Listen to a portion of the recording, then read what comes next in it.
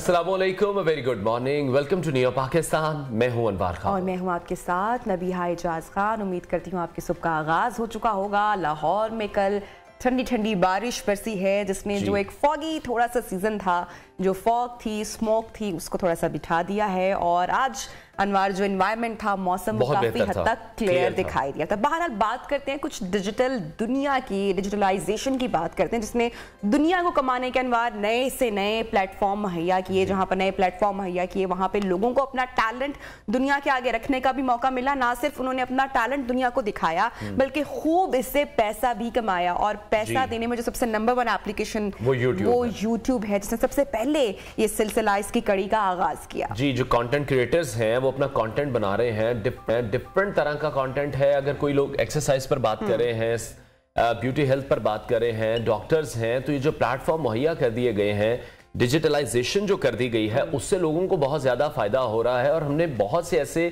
Case देखे हैं, ऐसी रिपोर्ट्स देखी हैं जहां पर लोग मिलियंस भी कमा रहे हैं। बहुत सारी इंस्पायरिंग स्टोरीज भी हैं। एक आपको याद होगा कि वो दूर दराज कहीं पर मट्टी के जो बर्तन, सारे पिज्जा बनाना, गांव में कहीं दूर दराज है जहां पर इंटरनेट या मोबाइल फोन की रसाई नहीं थी, तो वहां का भी जो टैलेंट है वो खुलकर अब पूरी दुनिया के सामने है। पाकिस्तान की अगर बात की जाए और यूट्यूब से जितने भी लोग अपनी इनकम हासिल कर रहे हैं, तो इनके जो रूल्स एंड लॉज की बात की जाए, तो कोई बहुत अगर कहा जाए कि बहुत बेहतरीन है, तो उस तरीके से नहीं है सिलसिला।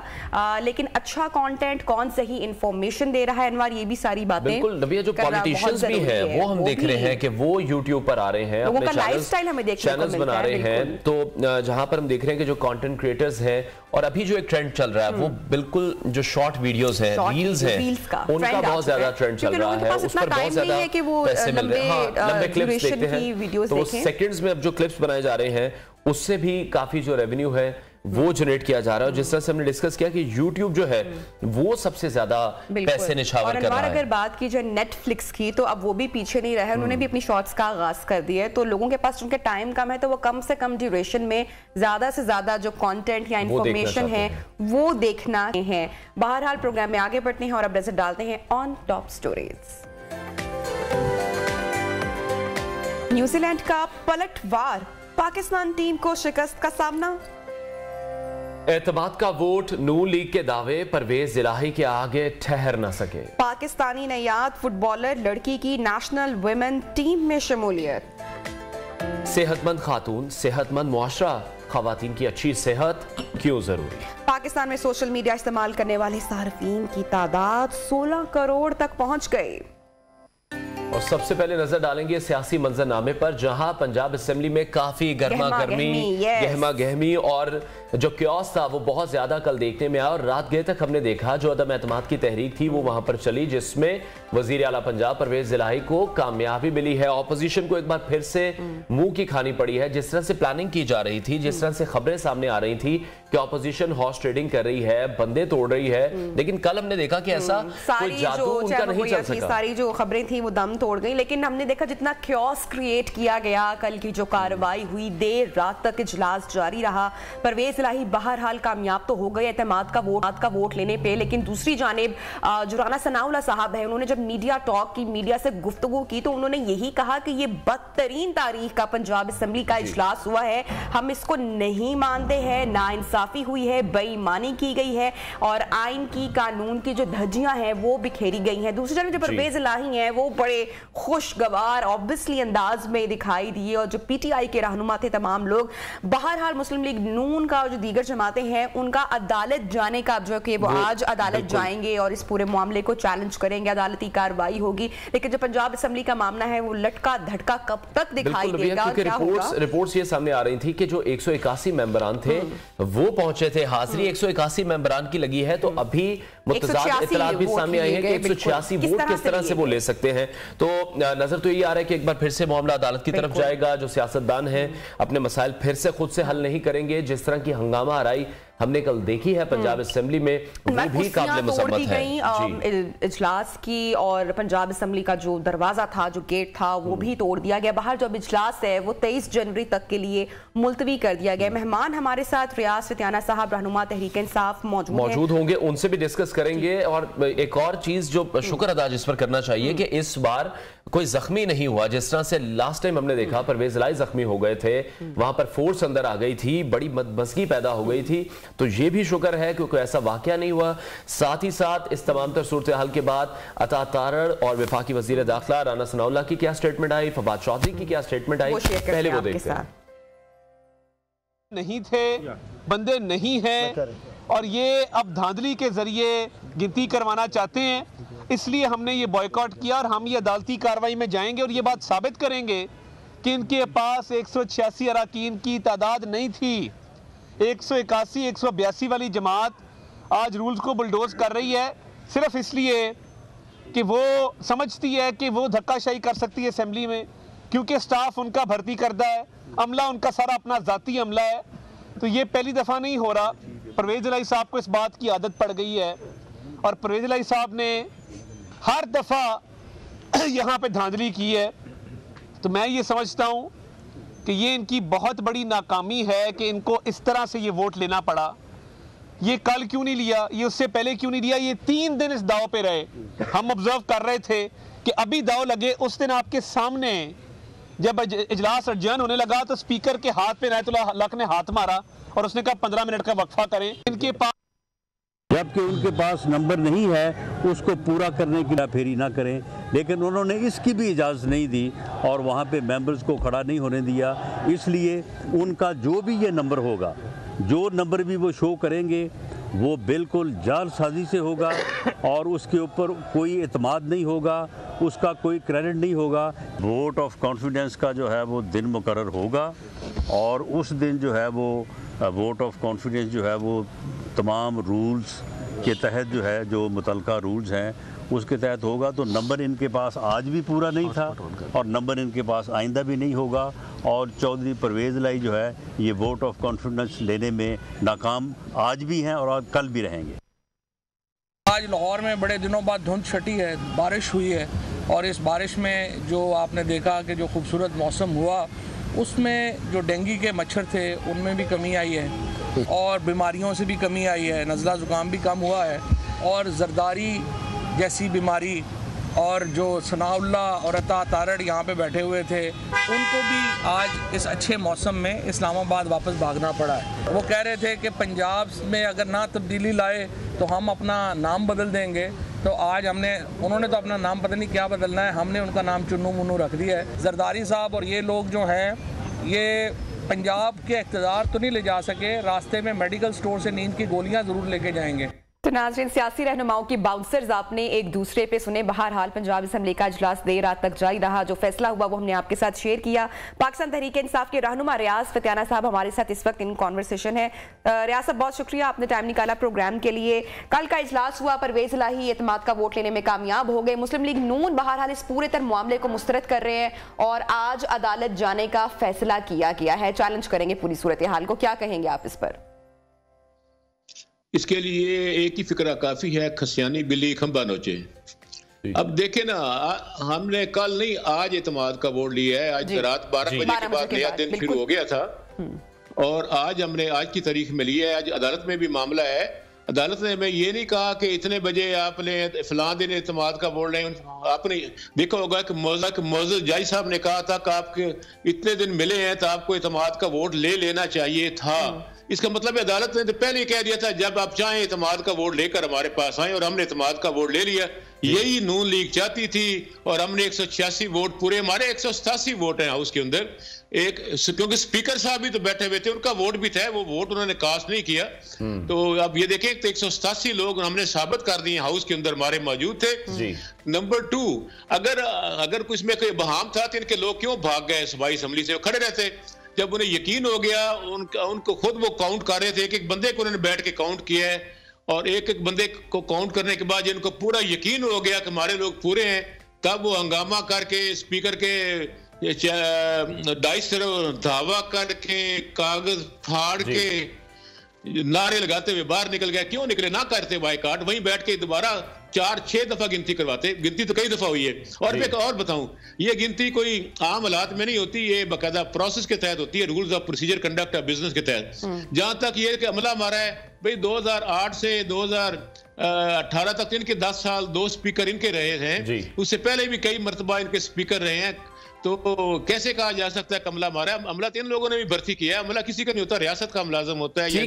लेकिन रियासत साहब, आप क्या समझ रहे हैं, मामला सुलझ गया है या मजीद उलझ जाएगा? अपोजिशन ये दावा कर रही है कि अगर हाजिरी रजिस्टर को देखते हैं तो पीटीआई और काफ लीग के 181 अरकान की वहां पर हाजिरी लगी है, 186 वोट कैसे पढ़ सकते हैं फिर? ऐसी कोई बात नहीं है, ये मज़का खेज उनकी बातें हैं। रजिस्टर आप दोबारा देख लेना चाहें, कोर्ट तलब करेगी, कोर्ट में रजिस्टर पेश हो जाएगा। इसमें कोई ऐसी बात ही नहीं है, महज एक प्रोपेगेंडा है, नथिंग एल्स। उनको इबरतनाक शिकस्त हुई है। अभी हमारी मर्जी है किस वक्त हम इत्तेमाद का वोट लें, रात के 1 बजे लें या दिन के 1 बजे लें, इनको क्या प्रॉब्लम है? कहीं लिखा हुआ है आइन में या कानून में या rules of procedure conduct of business में कि आप इतने बजे ले सकते हैं, इतने बजे काम नहीं कर सकते? कायदे आज़म ने कहा था दिन रात काम करें, और कायदे आज़म के हम सिपाही हैं और हम जिस वक्त चाहें हर वक्त अपना काम करते हैं अवाम की खातिर। और हमने साबित कर दिया कि हमारी मेजॉरिटी है। और यही फिर ये जो एक जो बड़ा कंसर्न इस वक्त दिखाई दे रहा है मुस्लिम लीग नून की जानिब से, उनका यही कहना है कि कल से जो शोर हम देख रहे हैं, रात से जो शोर देख रहे हैं कि पोलिंग एजेंट मुकर्रर नहीं किया गया, आइन की कानून की जो धज्जियां बिखेरी गई, और ये एक बड़ा पॉइंट वो रेस कर रहे हैं। इस पर आप क्या कमेंट करेंगे? देखे ना, पोलिंग एजेंट किसने मुकर्रर करना था? उन्होंने वहां अपना नाम देना था, और इसमें पोलिंग एजेंट की इशू नहीं होती। अगर वो होता भी तो वो क्यों भाग गए असेंबली से? अब इनको पकड़ कर हम जंजीर बांध के तो नहीं रख सकते थे असेंबली के अंदर, ये ना वॉकआउट करते जब इन्हें पता था सारा प्रोसेस होना है। अब आपने देखा होगा कौमी असेंबली में, मैं 3rd टाइम कौमी असेंबली में हूँ, अक्सर ऐसा होता है कि जब कानून साजी होती है तो अपोजिशन वॉकआउट कर जाती है, तो कानून साजी रुकती तो नहीं है ना, फौरन वोटिंग हो जाती है और 3-3 दिन असेंबली में ना आए कोई। कहीं नहीं लिखा हुआ कि अगर असेंबली में अरकान अपोजिशन ना हो तो काम रुक जाता है, ऐसी बात नहीं है। इसकी एक मिसाल कौमी असेंबली में भी है। कल जो नैब का बिल लगा हुआ था, हमने चैलेंज किया हुआ है, उस पर गवर्नमेंट का मौकफ था कि जी अपोजिशन हो या ना हो, हमें से क्या फर्क पड़ता है, हाउस के अंदर हमारी मेजॉरिटी थी। तो कौमी असेंबली और सूबाई में 2 अलग मौकफ तो पीडीएम हुकूमत नहीं दे सकती, एक ही मौकफ पे रहना चाहिए। और सारे अवाम ने देखा, लाइव मीडिया ने देखा, पाकिस्तान की सारी अवाम ने देखा कि हमने ऑन मेरिट हमने एतमाद का वोट लिया है और मेजॉरिटी शो की है। जब हमारा एक बंदा मुल्क से बाहर था, हमने ये नहीं किया, जब वो पहुंच गया हाउस के अंदर हमने वोटिंग। ठीक है रियासत, ये बताइएगा, पाकिस्तान तहरीक इंसाफ की जानिब से और काफ लीग की जानिब से बारहा ये कहा गया कि इस तमाम तर मामले पर हॉर्स ट्रेडिंग की जा रही है, हमारे जो मेंबरान हैं उन्हें पैसों की ऑफर की जा रही है, करोड़ों में उनकी बोली लगाई जा रही है, और साथ साथ ये भी कहा जा रहा था कि इमरान खान रेड लाइन है, इमरान खान को छोड़े दूसरी पार्टीज को ज्वाइन करें। ये तासुर दिया जा रहा था कि एस्टेब्लिशमेंट की तरफ से भी दबाव है। तो अभी आज तो आप जीत गए हैं, अब आप क्या कहेंगे, जो नैरेटिव बिल्ड किया गया था ये गलत था या सही था? उसका एक सबूत तो मौजूद है ना, हमारे चंद अरकान को उन्होंने तोड़ा है। वो जो नहीं आए हाउस में इत्तेमाद का वोट देने, वो सारे फारिग हो जाएंगे। आप कहोगे कि आइन बड़ा वाज़े है, कानून बड़ा वाज़े है कि जब इत्तेमाद का वोट हो, चुनाव हो, अदम इत्तेमाद हो, तो आपने अपनी पार्टी पॉलिसी के मुताबिक वोट देना लाजम होता है। अगर आप अब्सटेन भी नहीं कर सकते, आप अगर गैर हाजिर हो जाए तब भी आप नाअहल हो जाते हैं। पहले भी आपको याद होगा 20-21 हल्कों में इन्होंने हरकत की थी, जिसपे 17 जुलाई को इलेक्शन भी हो गया। इलेक्शन कमीशन और अदालतों के फैसले मौजूद हैं। अभी 4-5 अरकान नहीं आए ना हमारे, वो यही तो खरीदे गए, और अब हम इनको डी सीट करने के लिए रेफरेंस भिजवा रहे हैं इलेक्शन कमीशन में, और ये भी फारिग होंगे। पाकिस्तान तहरीक इंसाफ का अब क्या होने जा रहा है? फवाद चौधरी की पूरे मामले के बाद जो स्टेटमेंट सामने आई है, वो यही कह रहे हैं कि अगर कोई कानूनी रुकावट ना हुई तो पंजाब असेंबली अब तहलील कर दी जाएगी। तो पाकिस्तान तहरीक इंसाफ अब क्या करने जा रही है? जी, इस पे आज हम अदालत का कार्रवाई आज होने जा रही है। अदालत की क्योंकि मामला सब जुडिस है और अदालत ने रोका है कि आपने असेंबली नहीं तोड़नी, तो हम चाहते हैं कि अदालत इस पे कोई अदालत में मसला डिस्पोज हो, वो फिर इस पे फैसला करेंगे। अभी तो सब जुडिस कोर्ट ऑफ लॉ में काम चल रहा है। लेकिन रियासत, इस मामले पर जो तमाम पार्टी है, मुस्लिम लीग काफ जो है और पीटीआई है, वो एक पेज पर है, इमरान खान परवेज इलाही एक ही पेज पर है कि अगर अदालत की जानिब से भी कोई उज़र पेश नहीं किया जाएगा, किसी भी किस्म का कोई मसला नहीं होगा, फिर परवेज इलाही इमरान खान की बात मान लेंगे? मेरा ख्याल कोई भाम नहीं, बार बार प्रेजलाई साहब कह चुके हैं, वो एक लिख कर भी देकर आए हुए हैं, पेपर इमरान खान साहब के पास पड़ा हुआ है। फैसला इमरान खान साहब ने और पाकिस्तान तहरीक इंसाफ ने करना है, और मेरा नहीं ख्याल कि काफ लीग या प्रेजलाई से साइड ट्रैक होंगे। लेकिन क्या फैसला होता है, ये फैसला मुनासिब वक्त पे पार्टी नई जैसी हिकमत अमली होगी वो जल्द अनाउंस करेगी। ठीक, रियाज साहब क्या समझते हैं आप, मुस्लिम लीग नून को अपनी जो शिकस्त है उसको ग्रेसफुली तस्लीम कर लेना चाहिए? अदालत जाने का जो फैसला है ऑब्वियसली वो इसको सारा कह रहे हैं कि पूरा मामला शफाफ तरीके से नहीं हुआ। आप समझते हैं कि 8-9 महीने में बदतरीन दूसरी शिकस्त हुई है मुस्लिम लीग नून को, और फिर उनके कायद भी यहाँ पर मौजूद नहीं है, वो भी बाहर मौजूद है। कल शहबाज शरीफ की भी जो ट्वीट्स आती रही वो भी एड कलेक्ट करने के हवाले से और जो पाकिस्तान के जो मुआशी क्राइसिस हैं उसी हवाले से ज्यादातर आती रही। तो किस तरह से आप इस वक्त देख रहे हैं कि कितनी बड़ी शिकस्त हुई है? देखें, जो जिन वकला का तल्लुक पीडीएम के साथ है वो भी इस बात की तस्दीक करेंगे कि अमलन वो शिकस्त को हो चुकी है। अब माज एक फेस सेविंग के लिए, एक अपनी बेइज्जती को बचाने के लिए ये बातें कर रहे हैं। पता उनको भी है कि उनको शिकस्त हो चुकी है, और सारी कौम को है, सारे मीडिया को है, सारी अदालतों को, इदारों को है। सब जानते हैं कि ऑन रिकॉर्ड कोई छुप के बंद कमरे में तो नहीं हुआ ना, सारा मीडिया कैमरे सब कुछ ऑन था। स्टेट टीवी जो पीटीवी है वो भी वहाँ एक्टिव था, तो ऐसी कौन सी बात है कि हमने छुप के कर दिए? कोई इंसान थे बैठे हुए, कोई सलमानी टोपी पहन के तो नहीं बैठा हुआ जिसको नजर नहीं इनको आया। सब गिनती करके वो, जब उन्होंने गिनती, अगर हमारे लोग पूरे ना होते वो कभी हाउस से वॉकआउट करके ना जाते, वहीं झगड़ा करते, बार बार कहते मैं बंदे पूरे करके दिखाओ। उनका वहां से असेंबली से भाग जाना इस बात का सबूत है, वो अपनी शिकस्त तस्लीम करके वहां से भागे हैं। ठीक है, रियाज साहब हमजा शहबाज के लिए कोई मैसेज देना चाहेंगे? क्योंकि यही इम्कान जाहिर किया जा रहा था कि परवेज इलाही कल एतमाद का वोट में कामयाबी हासिल नहीं कर सकेंगे, तो हमजा दोबारा से बन जाएंगे वजीर आला पंजाब। हमें तो तवक्को थी कि मुस्लिम लीग नून कोई अपनी पार्टी में से और सीनियर आदमी का नाम देगी अपनी फैमिली से बाहर। अब उनका इंटरनल मसला है, इस पे काफी बेचैनी है मुस्लिम लीग नून के अपने रैंक्स के अंदर भी, पीडीएम में भी। अव्वल तो मेरा ख्याल है कि इनको अपने लोग भी देखने हैं। पीपल्स पार्टी के लोग कल से कोई नजर नहीं आ रहे हैं, जो एमपीज हैं और उनके और नून के भी नजर नहीं आ रहे, लेकिन अलग इशू है। इत्मीनान का वोट चूंकि हमने लेना था, हमने दिखा दिया। 5 महीने में सेकंड टाइम हम अपनी वर्थ, और अब तो अदम इत्मीनान का रूल्स के मुताबिक दोबारा रेफरेंस हमारे खिलाफ आ भी नहीं सकता अगले 6 माह तक। ठीक, रियाज साहब, शाह महमूद कुरैशी साहब यही कह रहे हैं कि जो गैर यकीनी की सूरत हाल है उसका वाहिद हल इंतखाबात है, तो इंतखाबात की तारीख अब तो जल्द दे देनी चाहिए, जितना जल्दी बेहतर हो। और उन्होंने यही कहा कि जो अगर साफ शफाफ तरीके से इंतखाबात होते हैं तो पाकिस्तान तहरीक इंसाफ भारी मैंडेट लेने में कामयाब होगी और जीतेगी। आपको ऐसा लगता है कि पाकिस्तान तहरीक इंसाफ ने अभी तक किसी किस्म का कोई प्लान नहीं दिया, अवाम को किस तरीके से रिलीफ देंगे? अवाम के लिए कोई बात नहीं की, मुल्क में महंगाई की जो लहर है, जो बहरान है, सिर्फ सियासत की जा रही है, चोर डाकू का जो बयानिया अपनाया जा रहा है, लोगों को रिलीफ देने के हवाले से कोई वादा होना चाहिए। देखिए, पहली बात यह है कि हम चाहते हैं कि एक दिन इंतखाबातों कौमी और चारों सूबाई असम्बलियों के, ताकि अवाम को 2 दफ़ा ना जाना पड़े, खर्चा ज़्यादा ना हो, इलेक्शन कमीशन को परेशान ना होना पड़े, इंतखाबी अमले का इशू होगा। तो अब वफाकी हुकूमत पे है कि वो हमारे साथ बैठे हैं, मुज़ाकरात के लिए तैयार हैं, और एक दिन मुकर्रर कर लें तो हम मिलकर एक ही दिन पे असम्बलियाँ तोड़ देते हैं। क्योंकि कौमी असम्बली तो शहबाज शरीफ साहब ने तोड़नी है ना, तो सिंध असम्बली और बलूचिस्तान असम्बली भी उन लोगों ने तोड़नी है, उनके इत्तेहादी हैं। तो मेरा ख्याल है कि उन्हें अब जिद छोड़नी चाहिए, मुल्क और कौम को इस तरह से निकालना चाहिए, क्योंकि माशी बुरहान बहुत ऊपर जा चुका है। कतारें लगी हुई हैं, आटा नहीं मिल रहा, सारा अफगानिस्तान आटा और गंदम स्मगल हो रही है, खाद पहले स्मगल हो गई थी, और बॉर्डर पे इनके जो वफाकी इदारे हैं जो वफाकी हुकूमत के कंट्रोल में, वो नाकाम रहे हैं स्मगलिंग रोकने। अवाम की चीखें निकल गई हैं महंगाई से, बिजली के बिलों पे, लोड शेडिंग से, और आटा और चावल ना मिलने से। तो मेरा ख्याल है वफाकी हुकूमत की जो कारीगर टीम थी उन्होंने अपने आप को बेनकाब किया है, क्योंकि कहते हैं इक़्तिदार से लोग बेनकाब होते हैं। साबित हो गया कि नालायकों का टोला है, और हमारे दौर में इकॉनमी बेहतर थी।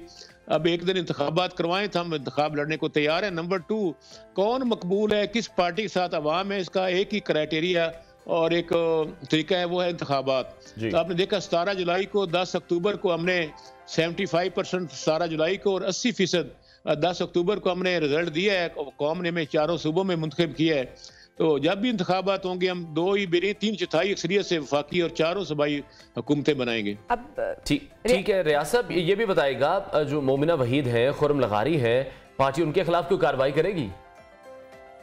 100% हम उनके खिलाफ रेफरेंस भिजवा रहे हैं। पार्टी रेफरेंस भेजेगी स्पीकर को और स्पीकर रेफरेंस भेजेंगे इलेक्शन कमीशन को, और उसमें आईनी तौर पर लिखा हुआ है और मैंडेटरी है, और जिससे पहले हो चुका है ना। आपने देखा कि सूबाई असम्बली में इन्होंने वोट दिए थे हमजा शहबाज साहब को, और उसका रिजल्ट देखा कि वो डी सीट हुए और हमारे लोग दोबारा 17 जुलाई को री इलेक्ट होकर वापस आ गए। इसी तरह अब इनके खिलाफ हम रेफरेंस भिजवा रहे हैं, और ये सारे डी सीट होंगे। खातून का तो इलेक्शन ही होगा, वो तो हम नई लिस्ट देंगे, और जैसे डी नोटिफाई होगी हम अपना मैमूना की जगह अपनी हमारी नई खातून आ जाएगी पार्टी से। रह गए जो उनके जीते हुए 3 लोग हैं, तो वो इलेक्शन होगा दोबारा ज़िमनी, अगर असम्बली रहती है तो। ठीक है रियाज साहब, अगर मुस्लिम लीग नून ये जो अदालत में पूरा मामला चैलेंज करने का जिक्र कर रहे हैं, अगर वो कामयाब हो जाते हैं धांधली के हवाले से, जो 186 जो अरकान ने वोट डाला उस पर वो एतमाद का इजहार नहीं कर रहे हैं, तो क्या हिकमत अमली होगी, तो क्या लाहेअमल होगा? इसी तरह से मामला घसीटे जाएंगे अदालत में, पंजाब को रोका जाएगा? यहाँ पे जो सियासत है या जो पाकिस्तान का सबसे बड़ा सूबा है, ये स्मूथली कब चलेगा? देखिए मामला कोर्ट में है, सुप्रीम कोर्ट में भी जा सकते हैं हाई कोर्ट के फैसले के बाद, तो हो सकता है कुछ मसला ये मामला अदालतों की जंग रहेगी। असम्बली की जंग हमने जीत ली है, अवाम के अंदर हमने जंग जीत ली है, अब कानूनी जंग जो है वो भी इंशाल्लाह हम जीतेंगे। लेकिन वो उलझा रहे हैं मामलात को, मेरा ख्याल है अवाम की तवज्जो हटाना चाहते हैं महंगाई से और बेरोजगारी से, और ये इदारे बंद हो रहे हैं और शट डाउन हो रही इंडस्ट्री सारी, इसलिए और कुछ भी नहीं है। वो भी सारा समझते हैं। ठीक, असेंबली कब तहलील होगी, इसका फैसला या ऐलान आज किया जाएगा? सर आज हम फैसला नहीं कर पाएंगे क्योंकि मामला अदालत में है, और अदालती फैसले के बाद ही इसका होगा। और हम ये भी चाहते हैं कि कौमी असम्बली भी साथ तोड़ी जाए, और तमाम इदारे जो रियासत के मुलाजम हैं उन्हें भी चाहिए कि अपना अपना रोल अदा करें, और हम सबको बिठाएं कि अगर हम आपस में नहीं बैठ रहे, हम तो दावत देते हैं जहाँ कहें हम पीडीएम के साथ मुज़ाकरात के लिए तैयार हैं, स्पीकर चैम्बर में कहें या किसी के घर में कहें या फैसल मस्जिद में कहें या कोई भी अल्लाह ताला के घर में बैठ जाते हैं, तो बैठ के हमारे साथ मुज़ाकरात करें, और इंतखाबी इस्लाहात, इलेक्शन कमीशन के मामलात, फ्री फेयर और ट्रांसपेरेंट इंतखाबात के लिए एक मुकर्रर तारीख, तो उस पर तो मुज़ाकरात हो सकते हैं, थोड़ा सा हम आगे कर सकते हैं, वो पीछे आ जाए। तो जरूरी तो नहीं है कि 13 अगस्त को असम्बली तोड़नी है, असम्बली पहले भी मुतफक्का तोड़ी जा सकती है। बिल्कुल रियासत तमाम मौज़ूआत पर यकीनी तौर पर बात होनी चाहिए, मुज़ाकरात होने चाहिए। आपको नहीं लगता कि इससे पहले जो गरीब आदमी है, आम आवाम है, उसके रिलीफ के लिए भी मिल बैठना चाहिए सूबाई हुकूमत और वफाकी हुकूमत को? जी हमें तो इस पर कोई इतराज नहीं है, वो हमें सही तौर पर जो हमारा आईनी रोल है उसको हम अदा करने की तैयार हैं, और बैठे हम तो हर जगह पे, पहले भी ऑफिसर बैठते हैं, ये नहीं कि नहीं बैठते। अगर कैबिनेट या कोई और इशू होता है, हमारे चीफ सेक्रेटरी आईजी ब्यूरोक्रेसी तो वहाँ पहुंची होती है, तो ऐसी बात नहीं है। अवाम की खातर हम हर जगह बैठने के लिए तैयार हैं। लेकिन देखे ना 450 कंटेनर से ज्यादा, अब तो 1000 कंटेनर हो गए बॉर्डर पे, इन्होंने रोका हुआ है। देना एलसी बैंक उनके कंट्रोल में है, स्टेट बैंक उनके कंट्रोल में है, फॉरेन करेंसी की एलसी इन्होंने, लेटर ऑफ क्रेडिट इन्होंने खोलना है, और जो चीज़ों का कंट्रोल करना है, बिजली के बिल हैं, ये सारा वफाकी हुकूमत के इख्तियार में है। क्यों नहीं वो स्मगलिंग को रोकती, जो अफगानिस्तान के बॉर्डर से आगे चीज़ें, हमारी आटा और गंदम बाहर जा रही है, जिससे मुल्क में कहत की सूरत पैदा हो रही है। हमने तो पहले ही कहा था, जब तेल महंगा हुआ तो डीजल जो ट्यूबर थे और ट्रैक्टर थे वो फंक्शनल नहीं हुए, उससे गंदम की काश्ती कम हुई है। हमने तो पहले कह दिया था मुल्क में कैद पड़ने का खतरा है, तो उनको चाहिए था उस वक्त कंट्रोल करते, आंखें बंद करके बैठे हुए हैं, और मुझे नहीं पता इनका क्या एजेंडा है, मुल्क को क्यों इस निजत पर पहुंचा दिया है। अवाम सख्त परेशान है, जितने दिन डिले करेंगे वफाकी हुकूमत पीडीएम, उतनी ही इनकी पोजीशन खराब होती जाएगी। हमें कोई लॉस नहीं, करके देखें जो इलेक्शन फौरी हो या ताखीर से हो या अपने वक्त पे हो, इंशाल्लाह हुकूमत हमारी इसलिए होगी कि अवाम समझती है कि उनको रिलीफ सिर्फ हम दे सकते हैं। ठीक है, बहुत शुक्रिया। पीटीआई रहनुमा रियाज फतियाना हमारे साथ इन कॉन्वर्सेशन थे, और उनका ये कहना था कि जो इंतखाबात हैं वो जल्द से जल्द होने चाहिए, ताकि जो मुल्क की मुआशी हालात हैं, जो मुल्क में सियासी बहरान इस वक्त जारी है, वो जल्द से जल्द खत्म हो सके। बिल्कुल, इसके साथ ही बढ़ेंगे प्रोग्राम में ब्रेक की जानिब, और ब्रेक के बाद दीगर अहम सेगमेंट्स भी आपके साथ शेयर करेंगे, और उन पर एनालिसिस, खासकर क्रिकेट के मैदान से, जहां से आज कोई अच्छी खबर नहीं है। स्टे विद अस।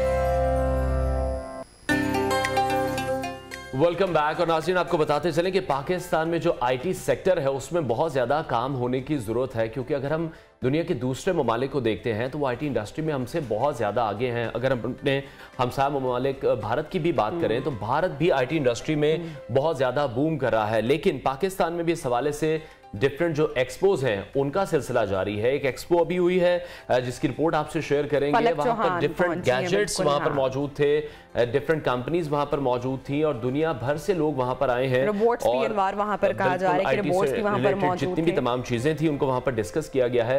पलक चौहान वहां पर पहुंची हैं, उन्होंने रिपोर्ट रेडी की है, वो देखते हैं। सर्दियों की छुट्टियां क्योंकि खत्म हो चुकी हैं और स्कूल कॉलेजेस भी खुल चुके हैं, तो मैंने सोचा क्यों ना हम भी कुछ पढ़ाई लिखाई की बातें कर लें और अपने यंगस्टर्स को कुछ बता दें ऐसा जिससे वो टेक्नोलॉजी की मदद से पैसे घर पे बैठ के कमा सकते हैं। तो आज मैं मौजूद हूँ एक आईटी इवेंट में जिसको पाकिस्तान का सबसे बड़ा इवेंट कहा जा रहा है। हम यहाँ पर इसलिए आए हैं ताकि आपको हम बता सकें कि कैसे यहाँ पर टेक्नोलॉजी का इस्तेमाल घर बैठे भी हो सकता है और आप पैसे कैसे कमा सकते हैं। तो आइए कुछ स्टॉल्स का आपको विजिट करवाऊंगी और यहाँ के कुछ ऐसे लोगों से भी, आईटी प्रोफेशनल लोगों से भी बात करवाऊंगी जो हमें बताएंगे कि हम टेक्नोलॉजी का इस्तेमाल किस तरह से मुमकिन बना सकते हैं और पाकिस्तान में कौन कौन सी नई टेक्नोलॉजी मुतारिफ करवा दी गई है। तो आइए चलते हैं और उनसे कुछ बात करते हैं।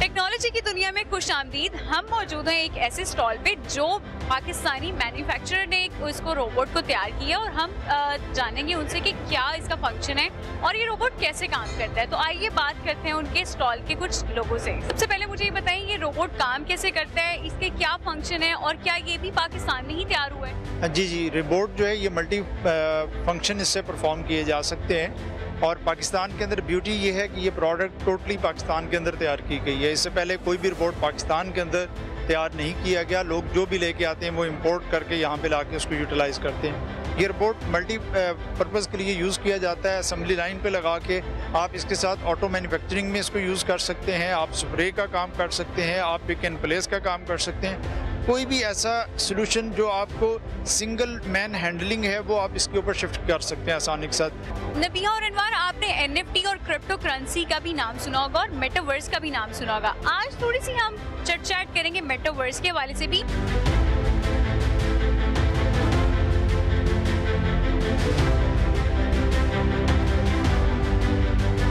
मुझे ये बताएं मेटावर्स क्या है और आज के जैसे हम आईटी एक इवेंट में आए हुए, टेक्नोलॉजी की एक दुनिया यहाँ पे बसाई गई है, तो मेटावर्स क्या है, NFTs क्या है, क्योंकि हमारे व्यूअर्स बहुत ज़्यादा इस मामले में जानना चाह रहे थे। ठीक है, एक्चुअली जैसे हम लोग मेटावर्स बना रहे हैं। अभी metaverse is a combination of different things. इसमें आप ब्लॉकचेन है, उसमें आपका डिफरेंट जो टूल्स यूज़ करके जो एनवायरनमेंट क्रिएट करते हैं वो है, उसके बाद मल्टीप्लेयर है, डिफरेंट थिंग्स जो मिलकर मेटावर्स बनाते हैं। एक्चुअली जहाँ पर सिंपल से लेके जाए ना तो वेब 2.0 से 3.0 को जो लेके जाया जा रहा है वो है मेटावर्स।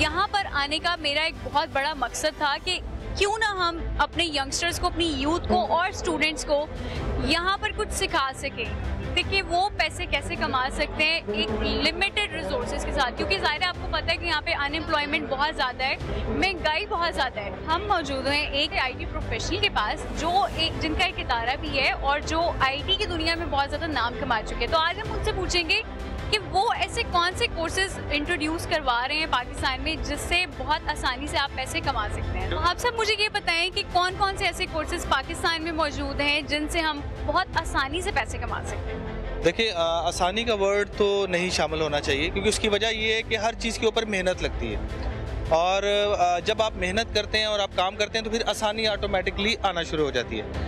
पाकिस्तान के अंदर सबसे जो इस वक्त बेस्ट जो कोर्सेज चल रही हैं या ट्रेनिंग चल रही है उसके अंदर digital media marketing, graphic designing, content writing, web development और वीडियो एडिटिंग, ये इस तरह की टेक्निक्स और स्किल्स हैं जिसके अंदर बैठे हुए आप मुख्तलिफ जगहों पर किसी भी मकाम पर, सिर्फ आपको इंटरनेट चाहिए, आपको एक अच्छा एक लैपटॉप चाहिए, आप उसके ऊपर बैठकर पूरी दुनिया में, पूरे पाकिस्तान में कहीं से भी बैठ के आप पैसे कमा सकते हैं। अब मैंने आपकी मुलाकात करवानी है एक ऐसे शख्स से जिन्होंने $40,000 6 मंथ्स में अर्न कर ली है। सबसे पहले मुझे ये बताएं, ये $40,000 कैसे कमाए हैं 6 महीने के अंदर? अच्छा जी, ऐसे कि ये बिल्कुल एकदम तो नहीं है। मैंने अपनी लाइफ को फेजेस में डिवाइड किया, फेज 0, 1, 2 ऐसे। तो 0 was when I was getting the experience पुराना। फेज 1 इज राइट नाउ कि जिसमें मैं कुछ lifestyle business type, like I am building products, I am selling them to the US people, then they send me an offer कि यार हाँ $15,000 $20,000 में let's you know purchase this and we will do the marketing and other stuff. ये जरा मुझे बताएं, $40,000 Pakistani price में आज के दौर में कितना बनता है? 80 को लाख रुपया, तो 80 लाख नाजरीन, 80 लाख कमा चुके हैं ये 6 महीने के अंदर। अब आप सोच लें आपने कौन से कोर्सेज करने हैं, कौन सी टेक्नोलॉजी का को यूज करना है, और 80 लाख रुपए आपने इनका रिकॉर्ड कैसे तोड़ना है। अब हम मौजूद हैं इजाद लैब्स के MD आज़िम मलिक के साथ। उनसे जानेंगे कि जो इतना बड़ा इन्होंने पाकिस्तान का सबसे बड़ा IT इवेंट करवाया है, उसके पीछे इनका क्या मकसद था? इसका मकसद है IT कम्युनिटी बिल्डिंग, कि हम इस तरह के इवेंट कराते हैं, लोगों को आपस में जोड़ते हैं। और इस इवेंट का हमारा ख्वाब हमने 10 साल पहले देखा था, तो पिछले साल इस्लामाबाद किया तो उस सतह का ना हो सका, लेकिन इस साल अल्हम्दुलिल्लाह इसमें 130 के करीब इंटरनेशनल गेस्ट हैं। 30 सऊदी कंपनियों के CEOs मौजूद हैं, जिन्होंने 50 पाकिस्तानी कंपनियों के साथ आज MOU साइन किए हैं। उसके नतीजे में फौरी तौर पे 3,000 लोगों को जॉब्स मिल रही हैं, और पाकिस्तान में बहुत सारा इन्वेस्टमेंट आ रही है, रोजगार के मौके आ रहे हैं। नबिया और अनवार, आज की जो हमारी एक कोशिश थी, छोटी सी कोशिश थी कि हम अपनी यूथ को कुछ ऐसी टेक्नोलॉजी के बारे में बताएं जो उनको पहले से नहीं पता थी, और जिनको पता थी वो उसके बारे में मजीद फायदा उठा सकें। तो आज पूरा दिन यहाँ पर गुजारने के बाद मुझे यहाँ पर बहुत सारे ऐसे लोग, ऐसे नौजवान से मिली हूँ मैं जो लाखों रुपए कमा रहे हैं। 80 लाख रुपए वाले एक नौजवान से भी हमने आपकी मुलाकात करवाई है, जिन्होंने 6 महीने में 80 लाख रुपए कमाए हैं। लेकिन अब हमारी जो नौजवान नस्ल है, उनका ये फर्ज है कि वो अपना फाइनेंशियल स्टेटस नई टेक्नोलॉजी को यूज करते हुए बेहतर करें, ताकि हमारा मुल्क तरक्की करे और मुल्क में टेक्नोलॉजी का नाम भी रोशन हो। तो ये जो IT एक्सपो थी बहुत ज़्यादा हेल्पफुल रही है उन तमाम लोगों के लिए जो इस सेक्टर से ताल्लुक़ रखते हैं, और यही कहा जा रहा था कि मुनक्किद कराने का मकसद ये है कि जो तमाम कंपनीज़ हैं वो आपस में इंटरेक्ट करें। जिस तरह से उन्होंने कहा कि 130 जो CEOs हैं वो मौजूद थे, और सऊदी अरब से भी गेस्ट आए हुए थे। इसके साथ साथ जो सक्सेस स्टोरीज थी फलक ने जिनसे मुलाकात करवाई, आई थिंक इनका भी एक डिटेल इंटरव्यू करना बनता है। बाकी जो दीगर नौजवान हैं या हम भी तो सीखें कि 80 लाख रुपए पाकिस्तानी कैसे कमाए जा सकते हैं। बहरहाल इसी नोट के साथ प्रोग्राम में बढ़ते हैं कि ब्रेक की जानिब, और ब्रेक के बाद आपको ज्वाइन करते हैं, साथ रहिए।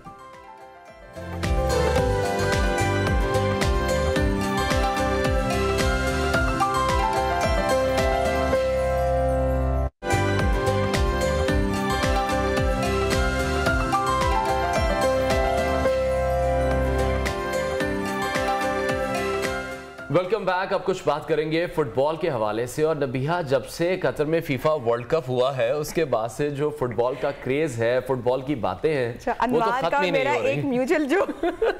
अनवार का मेरा एक म्यूचुअल जोक भी है इस पे, जो हम समझ सकते हैं। जी बिल्कुल, और हम वो शेयर नहीं कर सकते हैं। और उसमें हम देख रहे हैं कि जो फुटबॉल है यकीनी तौर पर एक दुनिया उसकी दीवानी है, और इसमें यकीनी तौर पर कोई शक नहीं है। यूरोपीय ममालिक है, लातीनी अमेरिका है, और अब आफ्टर FIFA जो कि कतर में हुआ, अरब ममालिक में भी फुटबॉल का जादू सर चढ़कर बोल रहा है। कतर में जब फुटबॉल का वर्ल्ड कप हुआ तो पाकिस्तानियों की दिलचस्पी में भी इजाफा हमने देखा कि काफी इजाफा हुआ। और हम देखा कि जब हमारे सेट पर भी शो पर साउथ अफ्रीकन फुटबॉलर जब आई थी तो कोचिंग भी कर रही थी, सिखा भी रही थी यहाँ की खवातीन को।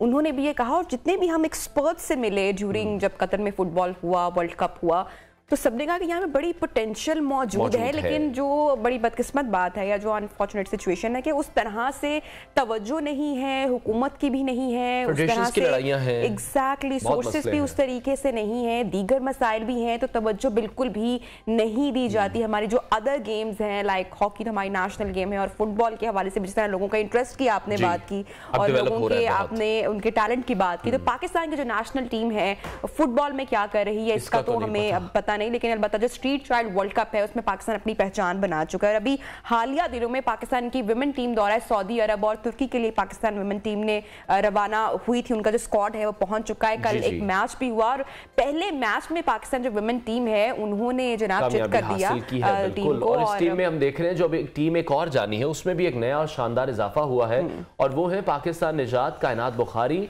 जो कि पैदा तो नीदरलैंड्स में हुई है लेकिन फुटबॉल की नुमाया खिलाड़ी हैं और अब पाकिस्तान में अपनी सलाहियतों के जौहर दिखाने के लिए तशरीफ लाई हैं। हमारे साथ स्टूडियोज में मौजूद हैं, उनसे बात करते हैं। कायनात, बहुत शुक्रिया, welcome to the show.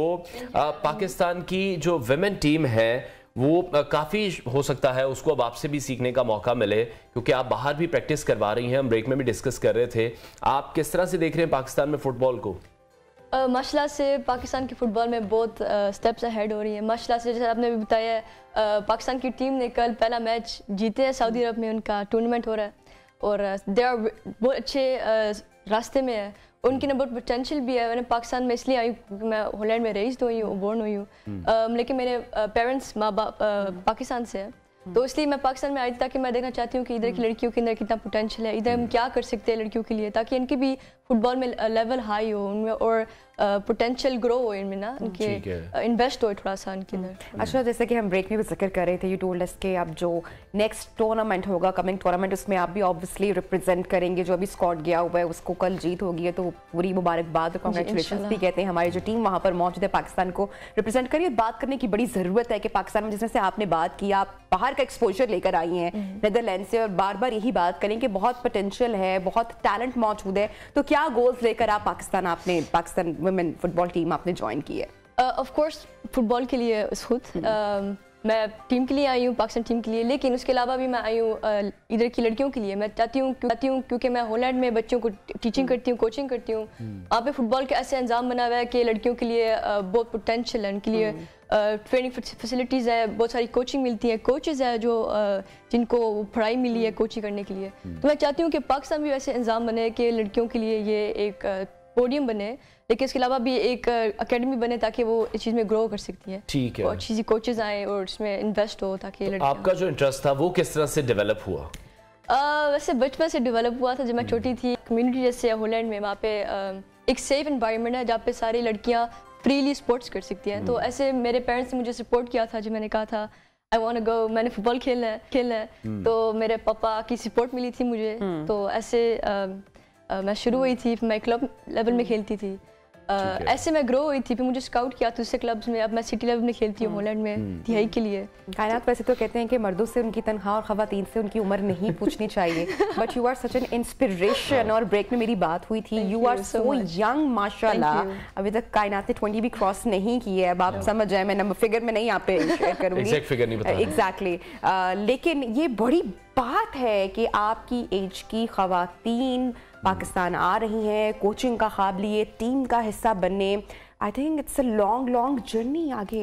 It is, I took the risk, मैंने रिस्क किया था कि मैं पाकिस्तान अकेले आऊँ, क्योंकि मैं बिल्कुल अकेले आई थी, पहला ट्रिप अकेले, लेकिन मैं इस इंटेंशन के लिए आई थी कि मैं इधर एक जैसे एक फाउंडेशन स्टार्ट करूँ बच्चों के लिए। हॉलैंड में एक क्राइचेक फाउंडेशन है, वो बच्चों के लिए प्लेग्राउंड्स पे स्पोर्ट्स कराते हैं, लड़कियों को लड़कों के लिए, उनके लिए एक सेफ एनवायरनमेंट क्रिएट करते हैं, जैसे प्लेग्राउंड्स पे ना उनको स्पोर्ट्स देते हैं। ऐसे मैं चाहती हूँ कि पाकिस्तान में भी अनफॉर्चुनेटली हमारे यहाँ उस तरह से स्पोर्ट्स ग्राउंड मौजूद नहीं है, हमारी तरजीहात नहीं है।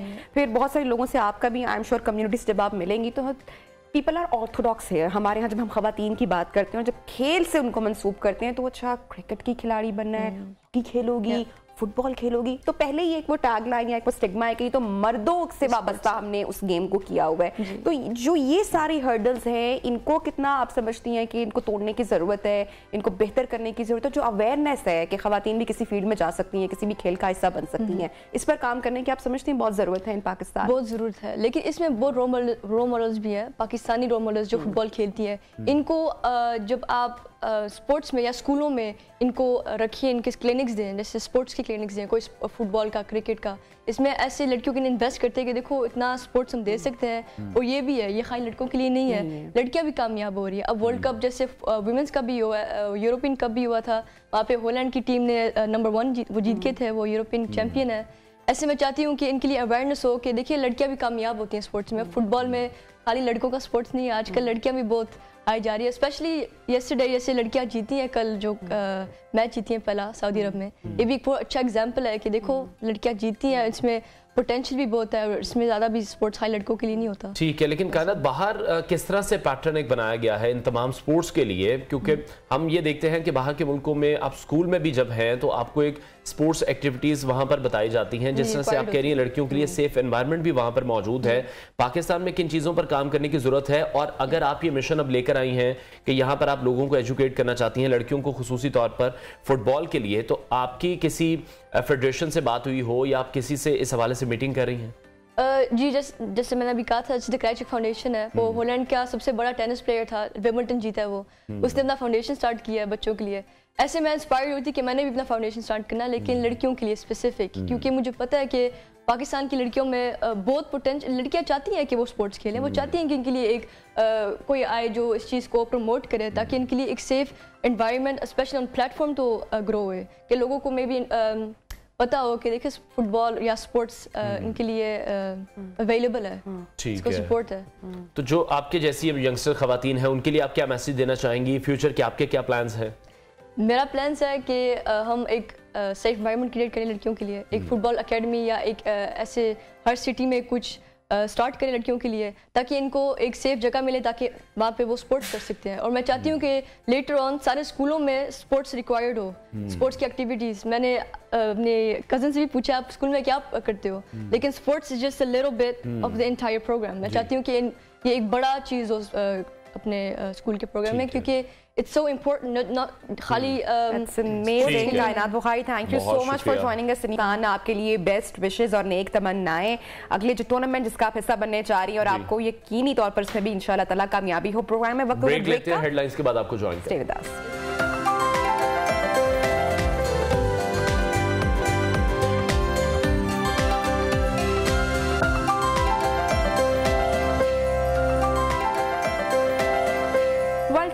And good morning once again in neo Pakistan. और अब कुछ बात करते हैं आपकी सेहत के हवाले से। जितनी भी खवातीन इस वक्त हमारा प्रोग्राम देख रही हैं उनकी सेहत के हवाले से, क्योंकि हम हमेशा एक बात, एक फ़िक्रा सुनते हैं कि खवातीन अगर सेहतमंद होंगी तो खवातीन ही हमारा जो माशरा है हमारा वो भी सेहतमंद होगा, क्योंकि एक खातून ने पूरे घर को चलाना होता है। बच्चों की सेहत से लेकर बड़ों का ख्याल तक जो है वो खवातीन की ही जिम्मेदारी हमारे यहाँ होती है। और हम देखते हैं कि हमारे यहाँ खवातीन अपनी सेहत का ख्याल उस तरीके से नहीं रख पाती हैं। मैल न्यूट्रिशन की जानिब बहुत सारी खवातीन हो जाती हैं, बढ़ जाती हैं, स्पेशली जब चाइल्ड बर्थ की जानिब खवातीन इस प्रोसेस से गुजर रही होती हैं। तो क्या खाना है, क्या नहीं खाना है, मैल न्यूट्रिशन ना हो, बच्चे को ना हो, खवातीन को उसका ना सामना करना पड़े, तो एक बैलेंस अनवार ग़िज़ा का होना बेहद जरूरी है। सबसे बड़ा जो प्रॉब्लम देख रहे हैं कि बहुत सारी खवातीन ऐसी हैं जिन्हें अपनी गिरती हुई सेहत के हवाले से अवेयरनेस ही नहीं होती, उन्हें पता ही नहीं चलता कि उनके जिस्म में किन चीज़ों की कमी हो रही है, ना उनको मालूम होता है कि जो जिस्म में विटामिन, कौन से विटामिन उनके लिए इंपॉर्टेंट है। जिस तरह से आप ये बात कर रही हैं बच्चे की पैदाइश से पहले, बच्चे की पैदाइश के बाद जो उन्हें ख्याल रखना चाहिए, जिन ग़िज़ाओं का इस्तेमाल करना चाहिए, तो जो अवेयरनेस है वो नहीं है। और फिर हम देखते हैं कि जो ख़वातीन की यकीनी तौर पर मसरूफ़ ज़िंदगी है, अगर हम हाउस वाइफ्स की बात करते हैं तो उन्होंने बच्चों को संभालना है, उन्होंने पूरे घर का एक सिस्टम देखना है। अगर हम वर्किंग वुमेन की बात करते हैं तो उन्होंने जॉब्स भी करनी है, उन्होंने अपना कारोबार भी करना है, फिर उन्होंने दोबारा से घर के मामला देखने हैं, बच्चों के मामला देखने हैं, तो वो अपना ख्याल उस तरह से नहीं रख पाती। एक जो कॉमन प्रॉब्लम हम ज़्यादातर खवातीन में देखते हैं, स्पेशली चाइल्ड बर्थ के बाद, जो मोस्टली खवातीन को या ज़्यादातर खवातीन को प्रॉब्लम का सामना करना पड़ता है, वो बैक का होता है। तो कमर की दर्द के मसाइल क्यों बढ़ जाते हैं, क्या रीज़न है? और अदर साइड हम देखते हैं कि जो विटामिन डी की डिफिशिएंसी है, कहते हैं कि वो मर्द और खवातीन अगर आप चेक करवाएं तो वो बहुत बड़ी हमारे यहाँ एक परसेंटेज होगी जो कि इसकी कमी का शिकार होंगी। तो उसको भी कैसे पूरा करना है, इस हवाले से बात करते हैं। डॉक्टर अरीज हारून, माहिर ग़िज़ाइयत, हमारे साथ इस वक्त इन कॉन्वर्सेशन है। Doctor Areej, so much for joining us in neo Pakistan.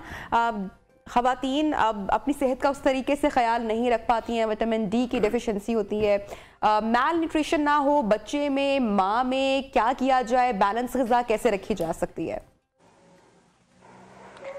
अस्सलाम वालेकुम। इतना अच्छा ज़बरदस्त टॉपिक है ये, बिकॉज आप जो हो ना, हम लोगों के यहाँ फीमेल्स को बिल्कुल कॉन्सेप्ट नहीं होता अपनी सेहत का किस तरह ख्याल रखें, और वाकई में अपने आप को निगलेक्ट करती हैं, सारी चीज़ें प्रायोरिटाइज कर लेती हैं, बट जो अपनी है ना सेहत, उसको बिल्कुल नहीं उनको पता होता कि किस तरीके से उन्होंने प्रायोरिटाइज करना है या किस तरह अपना ख्याल रखना है। चाहे वो मैं कहती हूँ यंग बच्चियाँ हों, मदर्स हों या बड़ी एज की ख़वातीन हो, सबको चाहिए कि अपनी जो है ना सेहत का ख्याल रखें। डाइट के अलावा सप्लीमेंट्स बहुत सारे इंपॉर्टेंट होते हैं।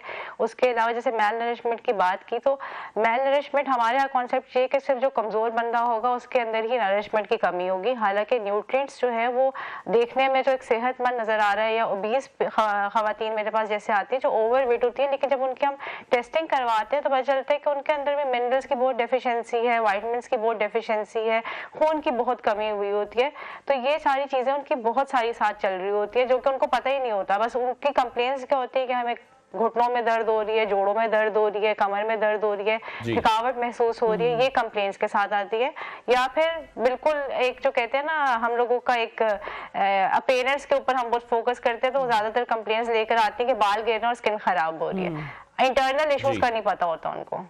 ठीक है डॉक्टर साहिबा, जिस तरह से आपने शुरू में ही बात की है प्रायोरिटीज की, उस पर मैं पहले डिस्कस करना चाहूंगा कि खवातीन खुद ही इस चीज की को प्रायोरिटी नहीं देती हैं। ये तो पता है सैलून कब जाना है, शॉपिंग पर कब जाना है, लेकिन ये नहीं पता कि किस टाइम पे क्या डाइट लेनी है, उनके जिस्म में कौन से विटामिन की कमी हो रही है, उनके जिस्म को किस चीज की जरूरत है। असल में वही बात आ गई ना, कॉस्मेटिक हो गए हम लोग सारे के। अपीयरेंस अच्छी होनी चाहिए हमारी, हमें अंदर का कोई नहीं है। और अपीयरेंस के लिए चाहे आप पार्लर चले जाएं, आप कोई भी प्रोसीजर करवा लें, जब तक इंटरनल हेल्थ आपकी अच्छी नहीं होगी ना, कोई चीज़ इंप्रूव नहीं कर सकती। वो टेम्परेरी तो आपको इफेक्ट मिल जाएगा, लेकिन जो आप कहते हो एक कंटिन्यूस इफेक्ट होना चाहिए, या without makeup, without any treatment भी जो इंसान को फ्रेश लगना चाहिए, उसके एनर्जी लेवल्स अच्छे होने चाहिए, उसके लिए बहुत ज़रूरी है कि डाइट इंप्रूव की जाए, अपनी स्लीप को रेगुलेट किया जाए। और ख़वातीन को ये ख्याल रखना होगा, ये बहुत इंपॉर्टेंट है। ये चीज़ समझ नहीं आती है मेरे पास, जितनी भी मेजॉरिटी फीमेल्स आती है उनको ये समझाना पड़ता है, अच्छी तरीके की काउंसलिंग करनी पड़ती है। अगर आप बिल्कुल सही होंगी तो तभी आप जो है वो अपने बाकी लोगों का घर का ख्याल रख सकती है। अच्छा डॉक्टर साहब, हमने बहुत सारी खवातीन देखी होंगी, आई एम श्योर आपकी भी मुलाकात हुई होगी। मैंने भी अपनी सराउंडिंग से बहुत सारी खवातीन देखी हैं जिनको दूध पीना बिल्कुल पसंद नहीं है, मल्टीविटामिन्स वो ड्यूरिंग प्रेगनेंसी नहीं ले सकती हैं, फलों का इस्तेमाल वो नहीं करती हैं, और अदर साइड जंक फूड लिया जाता है, बर्गर्स खाए जाते हैं, पिज़्ज़ास खाए जाते हैं, और ये समझा जाता है कि अब एक मुकम्मल ग़िज़ा ली जा चुकी है। कुछ ख़वातीन को तो ऐसे भी देखा है कि प्रेगनेंसीज में खासकर क्रेविंग होती है, तले हुए जो पापड़ होते हैं, जो चिप्स होते हैं या स्पाइसी फूड्स होते हैं, सिर्फ वो ही खाती हैं।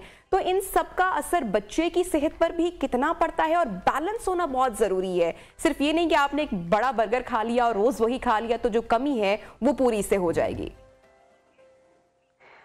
अच्छा देखो, जंक फूड तो हम वैसे ही मना करते हैं ना, क्योंकि जंक फूड जो है वो आपकी न्यूट्रिशन उसमें कोई नहीं है, उसकी न्यूट्रिशनल वैल्यू बहुत कम हो जाती है कंपेयर टू जो आप वेजिटेबल्स लेते हो या फ्रूट्स लेते हो या मिल्क लेते हो, डेयरी प्रोडक्ट्स अपने डाइट में रखते हो।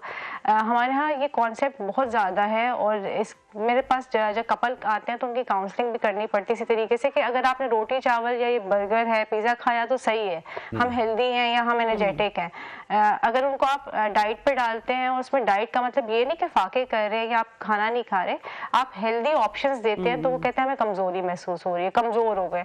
हालांकि कमज़ोर आप तब हो रहे होते हैं जब आप ये सारी चीज़ें जो ऐड ऑन कर रहे होते हैं, जिसमें बर्गर जैसे पिज़्ज़ा आपने कहा, या सॉफ्ट ड्रिंक्स आ गई, या बाहर की चीज़ें बहुत ज़्यादा खा ली, फ्राइड आइटम्स बहुत खा लिए, तो वो आपको इंस्टेंट एनर्जी तो इसलिए देते हैं कि इंसुलिन की स्पाइक आती है आपकी, लेकिन वो आपको देर का कोई न्यूट्रिशन नहीं दे रहे। उसमें आपकी कोई बॉडी की गट हेल्थ खराब हो जाती है, कोई आपके विटामिन्स मिनरल्स, चाहे वो आयरन हो, जिंक हो, पोटेशियम हो, कोई चीज़ आपके अंदर स्टोर नहीं हो रही होती, तो उसकी वजह से बोन हेल्थ लेटर ऑन। अब हमारे यहाँ फीमेल्स जो आती हैं 40s में, 45 में, मेरे ख्याल से कोई एज नहीं होती जब आपकी हड्डियां जो है ना जवाब देते हैं, और उनके अंदर ऑस्टियोपोरोसिस स्टार्ट हो जाता है। हालांकि ये लेटर ऑन अगर 60 प्लस कोई खातून है या मर्द भी इवन मैं कहूँगी, उसमें कोई इस तरह के चेंजेस आ रहे हैं जिसमें बोन हेल्थ खराब हो रही है, तो समझ आती है कि विद एज आपकी थोड़ी सी हो जाती है जनरेशन। लेकिन 40-45 में ये चीज़ नहीं होनी चाहिए, लेकिन ये आ रही है। उसी की वजह यही है कि डेयरी प्रोडक्ट्स तो है ही नहीं ना, सी फूड हम लोग लेते नहीं है, हमें सी फूड पसंद नहीं आता, उसमें स्मेल आती है। दूध दही का कह दे तो वो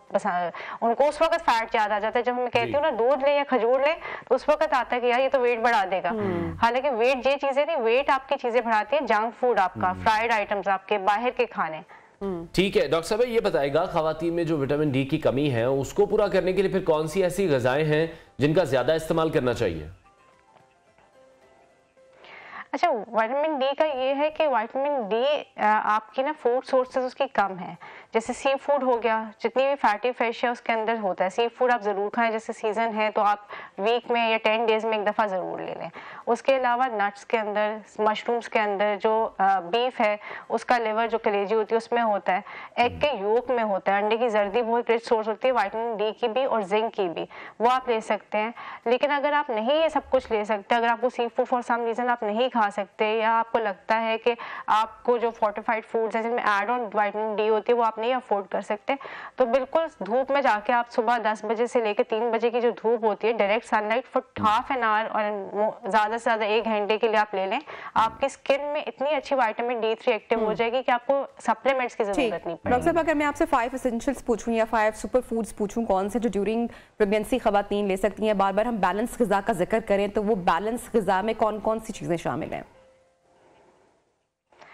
देखिए, मेरे पास जितने भी पेशेंट्स आते हैं ना, मैं उनको कहती हूँ कि एक अपनी डेयरी यानी कि दही का इस्तेमाल ज़रूर करें। अगर आप दूध नहीं पी सकते लेकिन दही आप ले सकते हैं तो दही ज़रूर लें। इवन लैक्टोज इंटॉलरेंट जो बच्चे होते हैं या बड़े होते हैं उनमें भी अगर आप दही ले लेंगे तो वो बहुत ज़्यादा तंग नहीं करता, बिकॉज उसमें फर्मेंटेशन होती है तो प्रोसेस थोड़ा सा चेंज हो जाता है। दही का ज़रूर इस्तेमाल करें। सी फूड अपनी डाइट में ज़रूर रखें। नट्स, मिक्स नट्स अपनी डाइट में डेली के ज़रूर रखें और दिन में 3 से 4 खजूरें ज़रूर रखें। इसके अलावा जितने भी सीज़न की जो सब्ज़ी और फल हैं, सीज़न के, ऑफ सीज़न नहीं, सीज़न में जो सब्ज़ी फल जिस टाइम पे आ रहा है दिन में 1 सर्विंग उसकी होनी चाहिए। अगर ये चीज़ें आप करते हैं ना कवर, तो आपको एक्स्ट्रा एक तो नीड नहीं पड़ती सप्लीमेंट्स की, और उसके अलावा आप बिल्कुल हेल्दी वेट पे रहते हैं, ना अंडर वेट होते हैं ना ओवर वेट होते हैं। अच्छा डॉक्टर अरीज, जो बच्चे मदर फीड पे हैं, जो माएँ अपने बच्चों को अपना दूध पिलाती हैं, उनको किस ग़िज़ा का इस्तेमाल करना चाहिए? क्योंकि हम हमेशा यही सुनते हैं कि जो माँ का दूध होता है वो सबसे ज़्यादा ताकतवर होता है, डब्बे के दूध पे या फॉर्मूला मिल्क पे बच्चों को नहीं रखना चाहिए। तो इस दौरान माँ किस तरह की ग़िज़ा का इस्तेमाल करे जो बच्चे के लिए भी फ़ायदेमंद हो?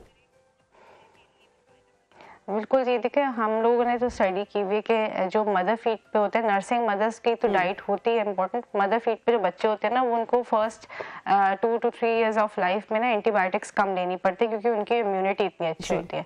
अब जब बच्चा जो है वो सारा कुछ माँ से ले लेगा तो माँ के अंदर क्या बचेगा, ये इंपॉर्टेंट क्वेश्चन है। तो नर्सिंग मदर्स के लिए एक तो ये कि अपनी वही बात है कि डेयरी, दूध, दही का इस्तेमाल। अगर कोई सप्लीमेंट, स्पेशली विटामिन डी, हम फिर उस वक्त सप्लीमेंटेड ज़रूर देते हैं क्योंकि वो बात है माँ के अंदर धूप में नहीं जा रही, सी फूड नहीं अगर वो खा रही या उसके अंदर डेफिशिएंसी ड्यूरिंग प्रेगनेंसी हो गई है तो उसको ऐड ऑन आपको सप्लीमेंट करना पड़ता है। कैल्शियम का इंटेक अच्छा रखें। कैल्शियम हमारे दूध, दही के अलावा सब हरी सब्जियों में भी मौजूद है। आप अंडों में से भी ले सकते हैं, सी फूड से भी ले सकते हैं, तो कैल्शियम का इंटेक अच्छा रखें। जितनी सूजी है, जैसे हम लोग कहते हैं हमारी देसी जो हलवे होते हैं या पंजीरिया बना के खाते हैं, वो बहुत अच्छी चीज़ है अगर लेना चाहते हैं, बट उसके टाइम एंड क्वांटिटी में कर दें क्योंकि ये नेचुरली आपके वो हार्मोन्स जो है एक्टिवेट कराती हैं जो फीड को इम्प्रूव करती हैं। वो अच्छा डॉक्टर साहब, एक आखिरी सवाल मैं आपसे पूछना चाहूंगी कि जो बैक पेन का इशू खवातीन को हो जाता है और वो लाइफ टाइम रहता है चाइल्ड बर्थ के बाद, उसके रीजंस क्या हैं, उसको ठीक कैसे कर सकते हैं? यूजुअली हमारे यहाँ लाइफस्टाइल भी उस तरीके से नहीं है, एक्सरसाइज वगैरह भी नहीं है, वजन का भी बढ़ जाना है, ग़िज़ा भी उस तरीके से नहीं है, तो इससे कैसे इसको प्रिवेंट किया जा सकता है, इसको कैसे हम इससे बच सकते हैं? नॉर्मली ड्यूरिंग डिलीवरी जो है ना, फीमेल्स की बहुत ज़ाहिर बात है वो जॉइंट्स हमारे लूज होते हैं, उसकी वजह से बैक पेन का इशू अक्सर हो जाता है फीमेल्स को। फिजियोथेरेपी, एक्सरसाइज ज़रूरी है इसके लिए। अगर आप एक्सरसाइज कर सकते हैं तो वो ज़रूर करें। वही बात है कि अगर अपनी डाइट में हम लोग वो न्यूट्रिएंट्स जो हमारी बोन हेल्थ के लिए ज़रूरी है, स्पेशली कैल्शियम है, विटामिन डी है, पोटेशियम है, मैग्नीशियम है, ये आप ऐड ऑन करेंगे तभी बेहतर होगा। और ये सारी चीज़ें मैं बताऊँ, अगर आप इसका एक एक सब्ज़ी आपको नहीं समझ आती कि ये किसमें क्या है, अल्लाह ताला ने सीज़न के हिसाब से जो सब्ज़ी रखी है उसमें ऑलमोस्ट हर मिनरल में थोड़ी थोड़ी क्वान्टिटी में है। तो अगर हम अपनी ये डाइट में इंक्लूड करेंगे तो हमें हर चीज़ मिल जाएगी। प्रॉब्लम वही आता है कि फीमेल्स जो है ना वो रेस्ट करती हैं, ना वो सब्जियां खाती हैं, ना दूध पीती हैं, तो ये बैक पेन जो है वो रह जाती है। फिर बहुत शुक्रिया। हमारे ग़िज़ाइयत डॉक्टर अरीज हारून हमारे साथ इन कॉन्वर्सेशन थी और उनका यही कहना था कि जो डाइट है उस पर फोकस करने की ज़रूरत है।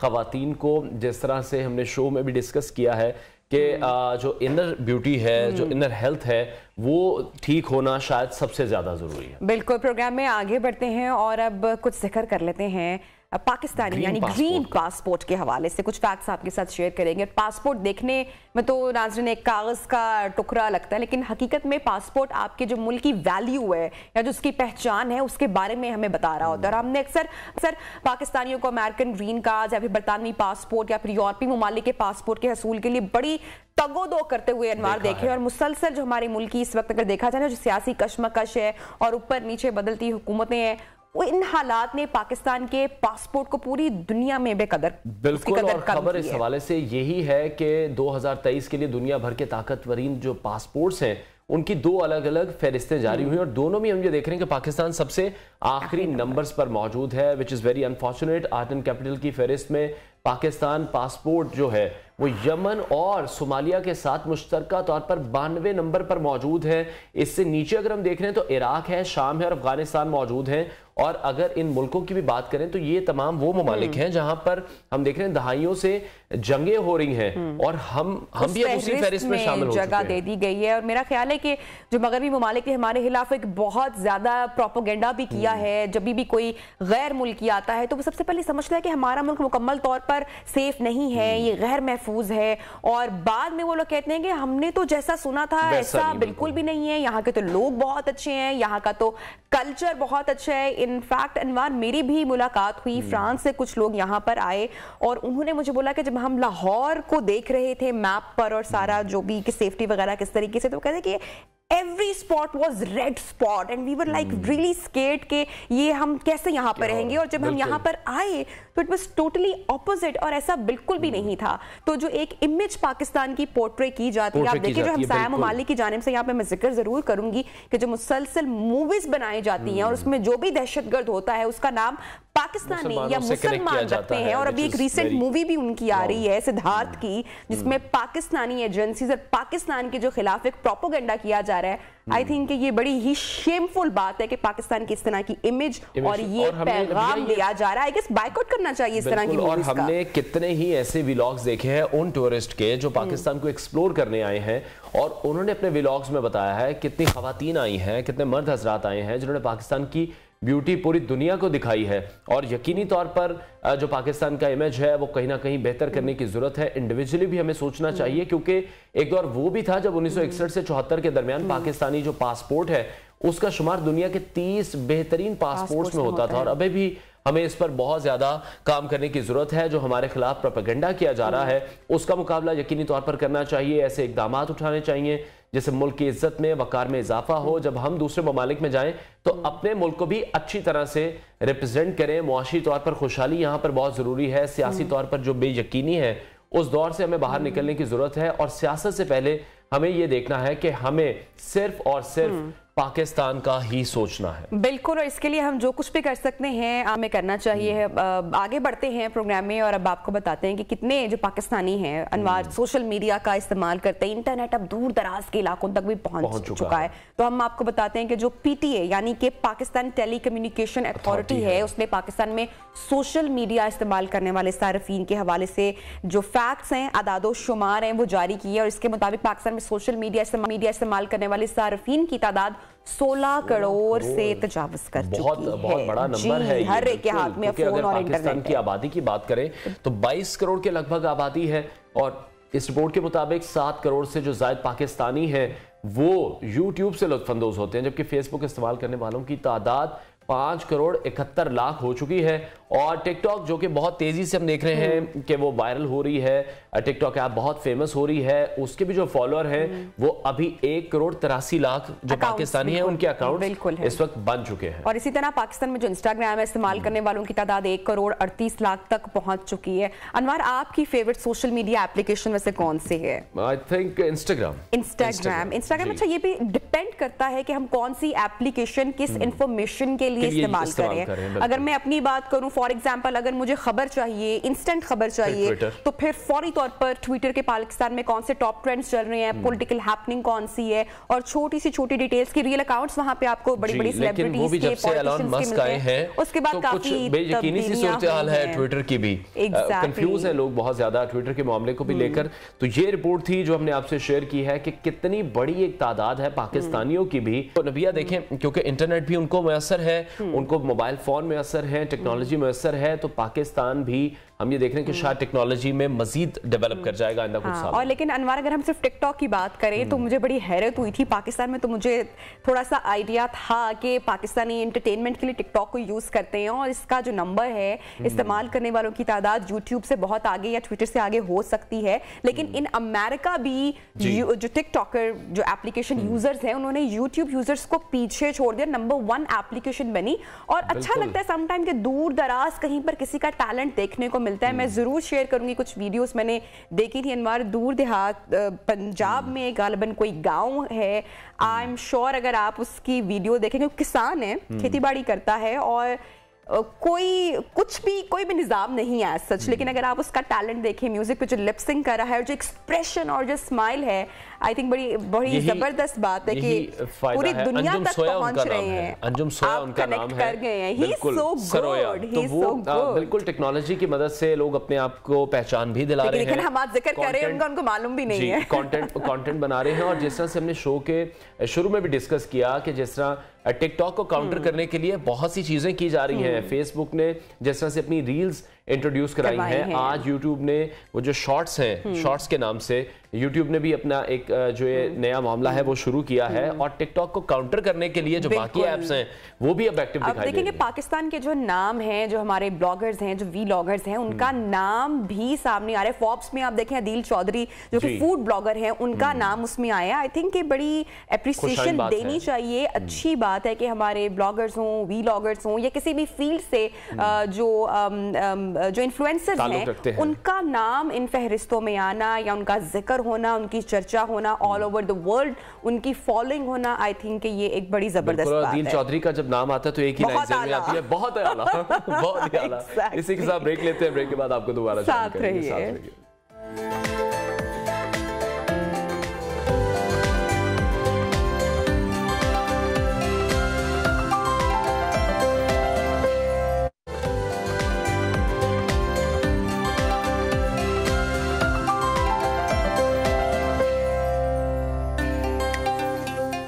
Welcome back. खेल के मैदान से खबर शामिल करेंगे जो कि बिल्कुल भी अच्छी खबर नहीं है। ग्रीन शर्ट्स को कीवीज ने शिकस्त दे दी है और अब ये सीरीज 1-1 से बराबर हो गई है। इम्कान तो यही जाहिर किया जा रहा था कि पाकिस्तानी टीम पहले वनडे मैच की तरह बहुत अच्छा परफॉर्म करेगी और दूसरा मैच जीतेगी, तीसरा भी जीतेगी और हो सकता है न्यूजीलैंड को व्हाइट वॉश कर दे। लेकिन अब की बात न्यूजीलैंड ने पलटकर वार किया है और पाकिस्तान को 79 रन से शिकस्त। तीसरा मैच बाकी है तो थोड़ी सी उम्मीद मैं बांधे रखूंगी यहाँ पे कि पाकिस्तान आगे परफॉर्म करेगी। बाबर आजम ने बहरहाल 79 रन स्कोर किए 79 रन की इनिंग्स के लिए, उसके अलावा भी टीम ने साथ नहीं दिया। क्या रीजंस बने, क्या हुआ, जानेंगे सारे मामला। Mohammad Uvais is with us. Mohammad Uvais, thank you so much for joining us in new Pakistan. कल हमारी जो बात हो रही थी तो वी वर वेरी होपफुल कि पाकिस्तान ने अच्छा परफॉर्म किया है, पहला मैच वनडे जीत गए हैं और आज हमने देखा कि बाबर आजम के अलावा कोई भी नहीं चला। क्यों? देखें, ये तो चीज़ आपको पता है क्योंकि हमेशा कहा जाती है कि Pakistan 1 minute up and 1 minute down. Pakistan team इसलिए तो जानी जाती है हार्ट अटैक्स देने में। और जिस तरीके से आपको याद हो पिछला मैच हम जीते, यहाँ तक ये बात की जा रही थी कि अगर आपको याद हो कि पाकिस्तान अगर 3 मैचेस जीतता है कंसिस्टेंटली तो पाकिस्तान नंबर 1 जो ICC के अंदर जो स्टैंडिंग है उसको क्लिंच कर लेगा। लेकिन अनफॉर्चुनेटली अभी मैं क्योंकि स्टैंडिंग्स देख रहा था, न्यूजीलैंड पहले नंबर पर आ चुका है तो पाकिस्तान तीसरे नंबर पर है और इंडिया दूसरे नंबर पर है क्योंकि पहले इंडिया के पास वो पोजीशन थी। तो अनफॉर्चुनेट था। लेकिन कल थोड़े से मैं कहता हूँ कि अगर आप न्यूजीलैंड की अगर आप पूरी बात करें बैटिंग की तो आपने एक चीज देखी हो कि जब एलन आउट हुए तो न्यूजीलैंड ने प्रेशर नहीं लिया क्योंकि जिस तरीके से कॉनवॉय खेल रहे थे, आपको याद हो कि एग्रेसिव अप्रोच थी उनकी। जरूर केन विलियमसन ने टाइम स्पेंड किया लेकिन उन्होंने ज्यादा अपना अप्रोच जो उनकी पूरी टीम की उनकी एग्रेसिव रही है। थोड़ा बहुत 3-4 जहां पर खिलाड़ी उनके आउट है वो थोड़ा बैकफुट पे गया, लेकिन जो इंटेंट होती है एग्रेशन की वो पाकिस्तान टीम में फिर मिसिंग थी। कल आपने देखा होगा आपकी बॉलिंग ने अच्छा परफॉर्म किया लेकिन आपको स्पिन बॉलिंग ऑप्शन के अंदर आपके पास उसामा मीर के अलावा कोई है नहीं। आगा सलमान आप ऑलराउंडर रखते हो, आपके पास बॉलिंग ऑप्शन है नहीं। उसके अलावा आप बैटिंग की बात करें तो बैटिंग के अंदर आप स्ट्राइक पावर नहीं है मिडिल ऑर्डर के अंदर। बाबर आजम रिजवान ठीक है, वो मैच लेके गए हैं अपना, बाबर आजम ने स्कोर भी अच्छा किया है लेकिन अनफॉर्चुनेट है कि तो आप सेट बैट्समैन होते हैं ऑब्वियसली स्टूडेंट पे आपके लेकिन जिस तरह से आप ही डिस्कस कर रहे हैं, अगर उनकी बैटिंग लाइन को देखें न्यूजीलैंड बहुत अच्छा खेल रही थी फिर पाकिस्तानी बॉलर्स आए और उन्होंने उस स्कोर को महदूद कर दिया। नहीं तो ऐसा लग रहा था कि बहुत बड़ा टारगेट मिलेगा पाकिस्तान को। बट अगेन बॉलर्स हम देख रहे हैं कि बॉलर्स मुश्किल हालात में भी परफॉर्म कर देते हैं, लेकिन जब बारी बैटिंग लाइन पर आ जाती है फिर बहुत ज्यादा मुश्किलें देखने में आती हैं। कल ऐसा लग रहा था कि हम एक और टेस्ट मैच देख रहे हैं।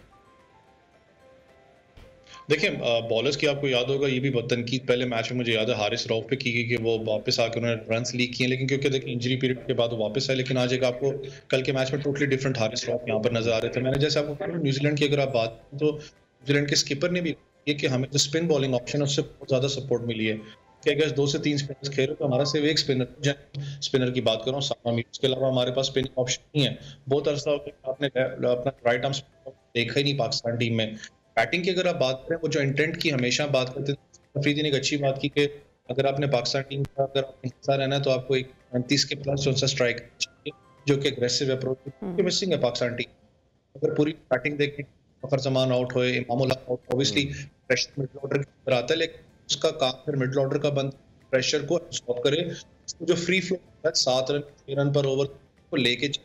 अब रिजवान का मसला यह है, मैं क्रिटिसाइज नहीं कर रहा, तो मसला बाबर आजम और खान एक क्योंकि कोशिश करते हैं कि जल्दी निकालें, गैप्स के अंदर ज्यादा शॉट्स खेलते हैं। जो एक एग्रेशन आपको चाहिए होता है मिडिल ऑर्डर, जो कि एक स्ट्राइकर होता है जो बैट्समैन, वो आप मिसिंग था यहाँ पर। आप देखिए ना, वो आपको आजकल सॉरी आपको हर्ट यहाँ फिर आप सलमान को खिला रहे हो। वैसे बड़ा अनफॉर्चुनेट है कि बाबर ने, अगर बाबर चले तो बाकी टीम ने उनका उस तरीके से साथ नहीं दिया, जिसकी वजह से हम कल का मैच हार गए।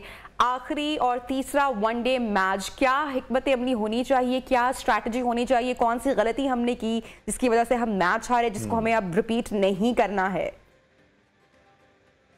देखिए मैं तो पहले चाह रहा था कि ऑब्वियसली विनिंग कॉम्बिनेशन को आप कंटिन्यू करो, क्योंकि विनिंग कॉम्बिनेशन आपको होता है, लेकिन कहीं ना कहीं आपको बैट्समैन की जरूरत है और शान मसूद को आपको टीम में वापस लाना पड़ेगा मिडिल ऑर्डर के अंदर। क्योंकि आगा सलमान ठीक है, मैं फिर कहा इस बात नहीं कि देखिए शान मसूद जो आपको एज प्रोवाइड करते हैं, ऑब्वियसली आगा सलमान को एज आपको प्रोवाइड कर रहे हैं। बॉलिंग के अंदर हम बात करें तो आपके पास यही रिसोर्स और आपकी बॉलिंग अच्छा परफॉर्म करी। देखिए उन्होंने कुछ गलती नहीं की, जैसे ये भी कह रहे थे इंट्रो के अंदर, आपको पता है एक टाइम पे लगा कि शायद 350 स्कोर का पाकिस्तान चेजिंग इतनी अच्छी नहीं जानी जाती, लेकिन पाकिस्तान की बॉलिंग तगड़ी अपना वापस आया, पाकिस्तान परफॉर्म किया। सिर्फ बैटिंग के अंदर आपको कुछ चेंजेस चाहिए, मिडिल ऑर्डर के अंदर स्पेसिफिक आपको स्ट्राइकर्स चाहिए। शान मसूद ऑप्शन की अगर आप थोड़ी सी भी कर लें, शान को टीम में लेके आते हैं, लेकिन फिर मैं आपके यही बात करूंगा, मैं जब आप पाकिस्तान शहीन्स के पाकिस्तान 19 के टूर्स नहीं आएंगे, आपको बैक इशू रहे, वही पुराने में आप घूमते रहेंगे सर्कल के अंदर, नए लड़के आप मिलेंगे जब तक आपके पास ये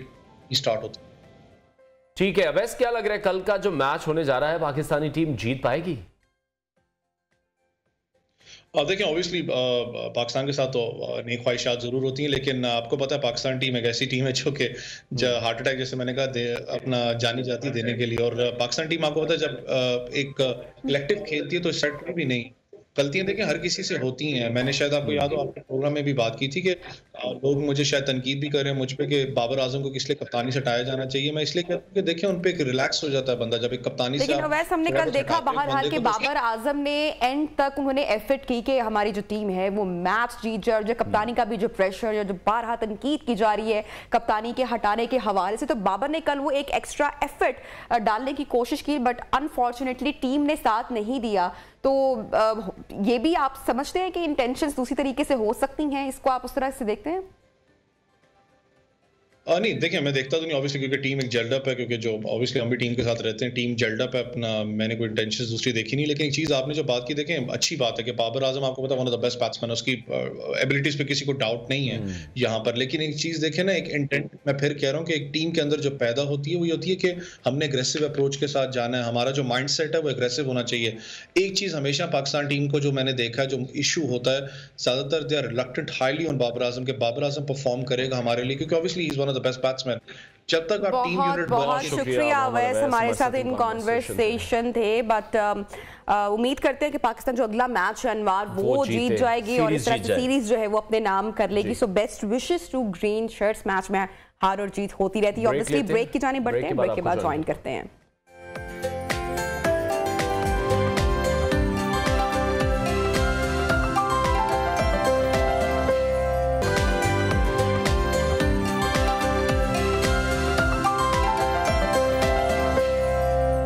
वेलकम बैक। प्रोग्राम के इस हिस्से में हम बात करने जा रहे हैं प्रॉपर्टी एंड लिविंग एक्सपो के हवाले से, जो कि लाहौर में मुनक्किद होने जा रही है 13, 14 और 15 जनवरी को, और 12 इसके हम ऐलान भी कर चुके हैं और पब्लिसिटी भी काफ़ी की जा रही है। हम सड़कों पर भी देख रहे हैं, इस हवाले से आगाही मुहिम भी चलाई जा रही है, जहां पर यह कहा जा रहा है कि जो भी लोग वहां पर आएंगे वहां पर उन्हें प्राइसेस भी मिलेंगे, इंफॉर्मेशन भी मिलेगी रियल एस्टेट सेक्टर के हवाले से। तो जो गाड़ियां दी जा रही हैं, प्लॉट्स दिए जा रहे हैं, बाइक्स दी जा रही हैं, इस हवाले से स्टूडियोज़ में मैं ज्वाइन किया है गेस्ट ने, उनसे आपका इंट्रोडक्शन करवाते हैं। जवाद अहमद ने मैं ज्वाइन किया है, पाक एसोसिएट से इनका ताल्लुक है, और मोहम्मद तैमूर है जिनका H. से ताल्लुक है। Welcome to the show. Jawad, सबसे पहले आपसे जानना चाहेंगे कि पाक एसोसिएट कंपनी से रिलेटेड पहले आप हमें थोड़ा सा गाइड करें कि आपकी कंपनी कर क्या रही है। बेसिकली अस्सलाम वालेकुम।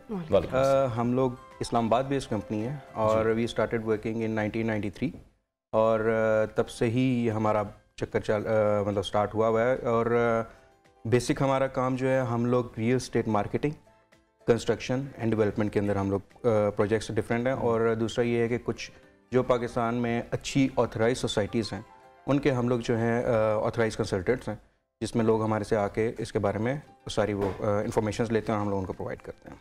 ठीक है, ठीक है। तैमूर साहब, आपके हवाले से भी जानना चाहेंगे, पाक एसोसिएट्स फिर साथ एक्सपो भी चल रहा है, बहुत बड़ी तादाद में ऑब्वियसली लोग एक्सपो का भी हिस्सा बनेंगे, बहुत सारी इन्फॉर्मेशन भी उनको मिलेगी। हमारे प्लेटफॉर्म से आप क्या शेयर करना चाहेंगे? सबसे पहले अस्सलाम वालेकुम। मैं सबसे पहले कहना चाहूँगा कि मैं यहाँ H. को रिप्रेजेंट कर रहा हूँ। H. बेसिकली एक इन्वेस्टमेंट कंसल्टेंसी है। हम डिफरेंट प्लेटफॉर्म से अपने कस्टमर्स को कंसल्टेंसी प्रोवाइड करते हैं, but right now we are dealing in real estate, क्योंकि हमारी एक्सपर्टीज़ रियल एस्टेट में है। डिफरेंट सोसाइटीज़ हमारे साथ ऑन बोर्ड हैं, हम उनके ऑथराइज सेल्स पार्टनर हैं। On behalf of big names हम उनको मार्केट करते हैं और उनकी सेल्स हम करते हैं और डिफरेंट सर्विसेज प्रोवाइड करते हैं अपने क्लाइंट्स को। ठीक है जवाद साहब, अभी कौन से ऐसे ऑनगोइंग प्रोजेक्ट्स हैं, जिस तरह से आपने कहा कि आप सिर्फ उन्हीं प्रोजेक्ट्स के साथ लिंक्ड हैं जो कि ऑथेंटिकेटेड प्रोजेक्ट्स हैं, यकीनी तौर पर जो अप्रूव्ड होंगे, तो कौन से ऐसे प्रोजेक्ट्स हैं जो अभी ऑनगोइंग हैं? अगर लाहौर की मैं बात करता हूँ तो यहाँ पे हम लोग जो प्रोजेक्ट्स को डील कर रहे हैं, that is Lahore smart city. Habib Rafiq का प्रोजेक्ट है ये। इसी तरह इनका एक और प्रोजेक्ट है जो कि इस्लामाबाद में है, that is capital smart city. Now they are अल्हम्दुलिल्लाह they are a big brand and they have gain in such short time, they have gain a big huge amount of, वही बात आप कह सकते हैं क्लाइंटेज, क्योंकि इनके काम करने का तर्ज जो है विद इन अ ईयर, अगर लाहौर की मैं बात करूँ तो स्टार्टेड बैक इन 2020 और 2021 सॉरी। तो अभी से लेके अभी तक इतना हो चुका है कि वहाँ पे इस टाइम हम लोग साइट के ऊपर भी अगर जाएँ तो वहाँ पे ऑनगोइंग प्रोजेक्ट्स भी आप देख सकते हैं, विलास की कंस्ट्रक्शन हो रही है, बहुत तेज़ी से डेवलपमेंट का काम चल रहा है। और इसी तरह अगर इस्लामाबाद की बात करूँ तो वहाँ पे हम लोग कैपिटल को डील करते हैं, टॉप सिटी है वहाँ पे, फैसल टाउन है, उसके अलावा DHA है और मुमताज़ सिटी। इसके हम लोग ये 30 और 2 सोसाइटीज़ जिनके हम लोग ऑथराइज पार्टनर्स हैं। ठीक है, तो अभी जो ये एक्सपो करवाई जा रही है लैंड स्टार की तरफ से, प्रॉपर्टी एंड लिविंग, आपको क्या लगता है किस तरह से कनेक्ट कर पाएंगे इन तमाम चीज़ों को, कितनी बेनिफिशियल है ये तमाम लोगों के लिए? देखें, हमारे ना यहाँ पे अगर एक चीज़ की मैं बात करूँ तो हमारे यहाँ पे ना लोगों को थोड़ी सी इन्फॉर्मेशन की कमी है। हम लोगों के इधर जिस तरह के अगर बाहर के मुल्कों में बात की जाए तो वहाँ पे जितना सोशल मीडिया से लोग एंगेज होते हैं, हर कोई अप टू डेट रहता है। यहाँ पे हमारे इतने ज़्यादा अप टू डेट नहीं है। आजकल लोग एक डिफरेंट ट्रेंड्स पे जाना चाह रहे हैं, लोग थोड़ा सा हजूम से निकल के ज़रा सुकून वाली जगह पे जाना चाह रहे हैं। इस प्रॉपर्टी एक्सपो करने का मेन मकसद यही है कि लोगों को हम लोग इन्फॉर्म कर सकें कि कौन सी जगह है जहाँ पे वो लोग अपना, वही बात है, सारी उम्र के लोग जो है सारी उम्र कमाते हैं और उसके बाद ये कहते हैं कि यार कहीं पे हम लोग अच्छी जगह पे इन्वेस्टमेंट करें या अच्छी जगह पैसा लगाएं जो कि हमारे सेफ इन्वेस्टमेंट हो। कई सारे ऐसे आप भी सुनते होंगे, आप लोग तो हमसे ज़्यादा उससे बाखबर हैं कि बहुत सारे फ्रॉडलेंट होते हैं यहाँ पे, और हम लोग इस तरह की सोसाइटीज़ या इस तरह की एक्सपोज के अंदर जाके हम लोग बेसिकली लोगों को इन चीज़ों से अवेयर करते हैं कि what is the right place to invest, where you should invest, how you should invest, what are the things that you have to go through and आपको किन किन चेक पॉइंट्स को एक लिहाज से ख्याल करना चाहिए। ठीक है, तो उस चीज़ के लिए ये एक्सपो भी मुनक्कद हो रहा है और यहाँ पे जो इंशाल्लाह लाहौर में 13, 14 और 15 तारीख को एक्सपो है। आई वुड रिक्वेस्ट ऑल के वो लोग आएँ और जितनी भी इन्फॉर्मेशन हम लोगों को हो सकती है हम लोगों से, बहुत सारे लोग आई एम श्योर के एक्सपो का हिस्सा भी बनेंगे। 13, 14 एंड 15 की डेट आपने शेयर की। चाहे तैमूर साहब, जैसे कंसल्टेशन का आपने जिक्र किया और जवाद साहब भी वही बात कह रहे हैं कि जो लोगों की प्रायोरिटीज़ हैं वो टोटली ओवर द ईयर्स अब चेंज हो चुकी हुई हैं। वो शोर ओगल से, अंदरून से निकल कर अपनी प्राइवेसी चाहते हैं, दूर जाना चाहते हैं और फिर वो चाहते हैं, एक ड्रीम देखते हैं कि यहाँ पर हर चीज़ अवेलेबल भी। कंसल्टेशन के हवाले से पूछूंगी कि ये ऑनलाइन भी आप कंसल्ट करते हैं या डिफरेंट जगह पे ऑफिसेस मौजूद हैं ताकि लोग जो हैं वो अपनी रहनुमाई ले सकें? इसमें सबसे पहले मैं बात करना चाहूँगा रियल एस्टेट रिवोल्यूशन की। अगर हम देखें अब रियल एस्टेट बहुत कन्वेंशनल नहीं रहा। यहाँ लोग जो पुराने तरीके थे लोगों के, वहाँ से हट के बहुत ज़्यादा अब डिफरेंट चीज़ें हो रही हैं। आपकी सोशल मीडिया मार्केटिंग चलती है, डिजिटल मार्केटिंग चलती है। आपको अब देखेंगे बिलबोर्ड्स बहुत कम नज़र आते हैं सड़कों पे रियल एस्टेट के हवाले से। इसमें सबसे बड़ा जो इम्पैक्ट है ना वो है इसमें काफ़ी पढ़े लिखे लोग आए हैं, काफ़ी एजुकेटेड लोग आए हैं। अब I would like to tell about my background. मैं फॉर्मर क्रिश्चियन कॉलेज से मैं 2021 में ग्रेजुएट हुआ हूँ इकनॉमिक्स में, और इसी तरह मेरे जितने भी दोस्त थे, बैचमेट्स थे, वो डिफरेंट प्लेटफॉर्म्स पे जाकर वो अपनी कंसल्टेंसी दे रहे हैं रिगार्डिंग रियल एस्टेट। तो लोगों का अब इस पे भरोसा दोबारा आना शुरू हुआ है। जिस तरह जवाद साहब ने बात की है कि बहुत फ्रॉड था पहले, इसमें लोग फाइल सिस्टम से बहुत भागते थे। तो उसमें लोगों को पाकिस्तान में आइडिया नहीं है कि फ़ाइल को हमें किस तरह कंसीडर करना चाहिए। उसके 3-4 बहुत ज़रूरी फैक्टर्स हैं कि हम जो देखते हैं मार्केट में, कि आपको सबसे पहले ना डेवलपर्स ऑनर्स की हिस्ट्री और उनका बैकग्राउंड पता होना चाहिए कि उन्होंने कितने प्रोजेक्ट्स डिलीवर किए हैं, उनकी पास्ट हिस्ट्री क्या है, वो डेवलप करते हैं कि नहीं करते। ठीक है, I would not like to name it, लेकिन काफ़ी कुछ लोग इस तरह गुजरे हैं जो अब इस दुनिया में भी नहीं रहे, लेकिन बहुत लोगों का पैसा खा गए हैं। तो सबसे पहले हमें देखना चाहिए कि डेवलपर्स की हिस्ट्री क्या है। जैसे मैंने बात की हबीब रफ़ीक की, उनकी बहुत स्ट्रॉन्ग हिस्ट्री है। देखा जाए तो अर्ली 90s 60s से वो स्टार्ट उन्होंने किया हुआ है। उनकी एक्सपर्टीज़ रियल एस्टेट में है, पावर सेक्टर में है। उसके बाद आप जितने बड़े प्रोजेक्ट गवर्नमेंट टेंडर्स देख लें वो हबीब रफ़ीक ने किए हैं। तो सबसे पहले हम लोगों को इस चीज़ पे कायल करेंगे तो लोग रियल एस्टेट की तरफ आएंगे कि इसमें फ्रॉड नहीं है। और जहाँ तक बात रही फाइल्स की, फाइल्स एक सीधा कॉन्सेप्ट है। जैसे बाहर के मुल्कों में लोग मॉर्गेज करते हैं बैंक के थ्रू, डिफरेंट मॉर्गेज जितनी भी आपकी फाइनेंसेस होते हैं, तो वो फाइल बेसिकली आप समझ लें एक हमारे यहाँ रियल एस्टेट में एक देसी मॉर्गेज है। ठीक है, आप डाउन पेमेंट पे करते हैं, उसके बाद आपकी 3 years 5 years, कुछ लोग 10 years की भी आपको इंस्टॉलमेंट्स करके देते हैं। तो ये हम ये चीज़ काफ़ी लोग इससे अवेयर नहीं होते। बहुत सारे लोग अपने आप भी इन्वेस्ट कर लेते हैं। समटाइम देखा देखी किसी दोस्त ने किया, किसी फैमिली मेंबर ने किया, वो कंसल्टेशन के लिए नहीं जाते हैं। हमारे यहाँ अभी भी ये इतना ट्रेंड नहीं है। मेरा दोनों से ही सवाल होगा। तो ऐसे में स्कैम्स भी बहुत होते हैं जिनका आपने भी जिक्र किया, फ्रॉड भी बहुत होता है। कराची में भी रिसेंट जो हमने देखा, सारे अपार्टमेंट्स लोगों के एक ड्रीम हाउसेस होते हैं, सारी जिंदगी की जमा पूंजी वो कहीं ना कहीं इन्वेस्ट कर रहे होते हैं। तो कौन से की पॉइंट्स है कि हम उनको, एक आम आदमी जो कि कंसल्टेशन के लिए नहीं जा रहा है या जो नहीं जानता है इस बिजनेस को, वो उससे बच सके? उससे बचने के लिए सबसे पहले अगर वो कंसल्टेंसी के लिए नहीं जा रहे, जिस तरह मैंने आपको बात की, आजकल हमारे हाथ में फोन्स होते हैं, उसमें आप हर चीज़ अवेलेबल है। आप इंटरनेट पे जाओ, आप किसी भी डेवलपर का नाम लिखो, आपको पता चल जाएगा कि उनकी पास्ट हिस्ट्री क्या है, व्हाट दे हैव डिलीवर्ड और उनके ऑनगोइंग प्रोजेक्ट्स क्या हैं। एक तो सबसे पहले बात आती है डेवलपर्स सबसे बहुत इंपॉर्टेंट फैक्टर है आपकी किसी भी इन्वेस्टमेंट के लिए। अब डिफरेंट आपने इस तरह बात की, लोग इन्वेस्टमेंट करते हैं। अब ज़रूरी नहीं है कि इन्वेस्टमेंट आपकी सिर्फ और सिर्फ रियल एस्टेट में ही हो, आपकी बहुत सी चीज़ें इन्वेस्टमेंट करने के लिए। अब देखा जाए जो पाकिस्तान का ट्रेंड चल रहा है, लोगों ने डॉलर्स में इन्वेस्टमेंट की हुई है, लेकिन आप ये देखेंगे डॉलर एक आपकी अनलिमिटेड लायबिलिटी है। डॉलर आपके पास पड़ा हुआ है, कभी भी चोरी हो सकता है। अब पीस ऑफ लैंड तो आपका कोई उठा के यहाँ से वहाँ नहीं ले जाएगा ना, तो आपको एक पता होना चाहिए। आप उसकी लोकेशन देखते हैं, आप देखते हैं कि वो चीज़ एग्जिस्ट करती है कि नहीं करती। तो ये की फैक्टर्स हैं कि इसको हमें देखना चाहिए। ठीक है जवाद, जिस तरह से तैमूर ने कहा है, हम देख रहे हैं रियल एस्टेट में एक रेवोल्यूशन आ रहा है। पढ़े लिखे जो लोग हैं तो वो इस फील्ड में आ रहे हैं, नौकरियां कहीं पे कर रहे हैं। मल्टीनेशनल कंपनीज में भी हमने देखा कुछ लोग अगर जॉब्स कर रहे हैं तो वो छोड़ के रियल एस्टेट सेक्टर की तरफ आ रहे हैं। पैसे के अलावा इसकी क्या रीज़न है? देखें, इट्स नेवर अबाउट द पैसा। मैं अगर अपनी बात करूं तो by profession I am an engineer. मैंने 2011 में ग्रेजुएट किया था and then I started even doing some jobs and everything. और मैंने फिर ये फील्ड ज्वाइन की थी बैक इन 2018। तो it's not just about the money. इसके अंदर आपको एक्सपोजर्स बहुत मिलते हैं। दूसरा ये है कि आप it's basically contact based system, तो एवरीडे लर्निंग इसके अंदर बहुत है। ठीक है। तीसरी चीज़ सबसे बड़ी अगर मैं बात करूं तो we are running for over self. सबसे बड़ी बात ये होती है, एक इंसान की, हर किसी की एक आप ये कह लें स्ट्रॉन्ग पॉइंट्स होते हैं जी, जो कि कहीं किसी जगह के ऊपर वो उस तरह नहीं उभर रहा होता जिस तरह दूसरे सेक्टर के अंदर आके होता है।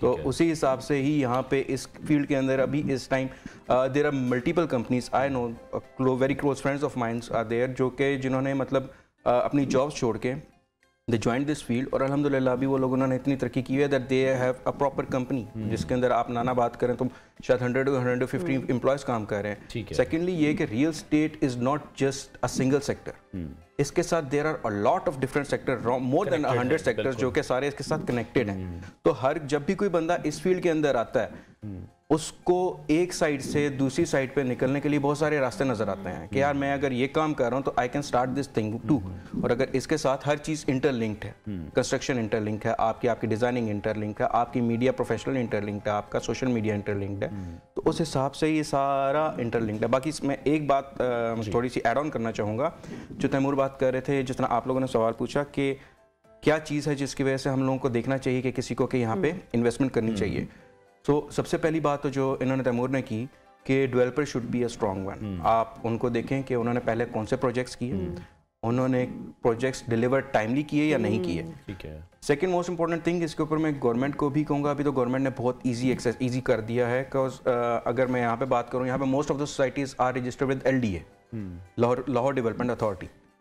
इसी तरह इस्लामाबाद की बात करूँ तो वहाँ पे CDA से, कैपिटल डेवलपमेंट अथॉरिटी से, या RDA रावलपिंडी डेवलपमेंट अथॉरिटी से आप सिंपल ये काम कर सकते हैं कि आप उनकी वेबसाइट पे जा सकते हैं। आप वहाँ पे उन्होंने सारी जितनी भी सोसाइटीज़ जो कि रजिस्टर्ड हैं, हमारे यहाँ पे मेन चीज़ सबसे बड़ी ये होती है, जिस तरह तैमूर बात कर रहे थे कि बहुत सारे लोग इस तरह भी जो कि खुदा को प्यारे भी हो गए, बहुत सालों का पैसा भी लेके डूब गए, तो उसके अंदर कहानी होती है कि वो शो तो करते हैं हमारे पास इतनी लैंड है, बट वो एक्चुअली डजंट एग्जिस्ट। बिल्कुल।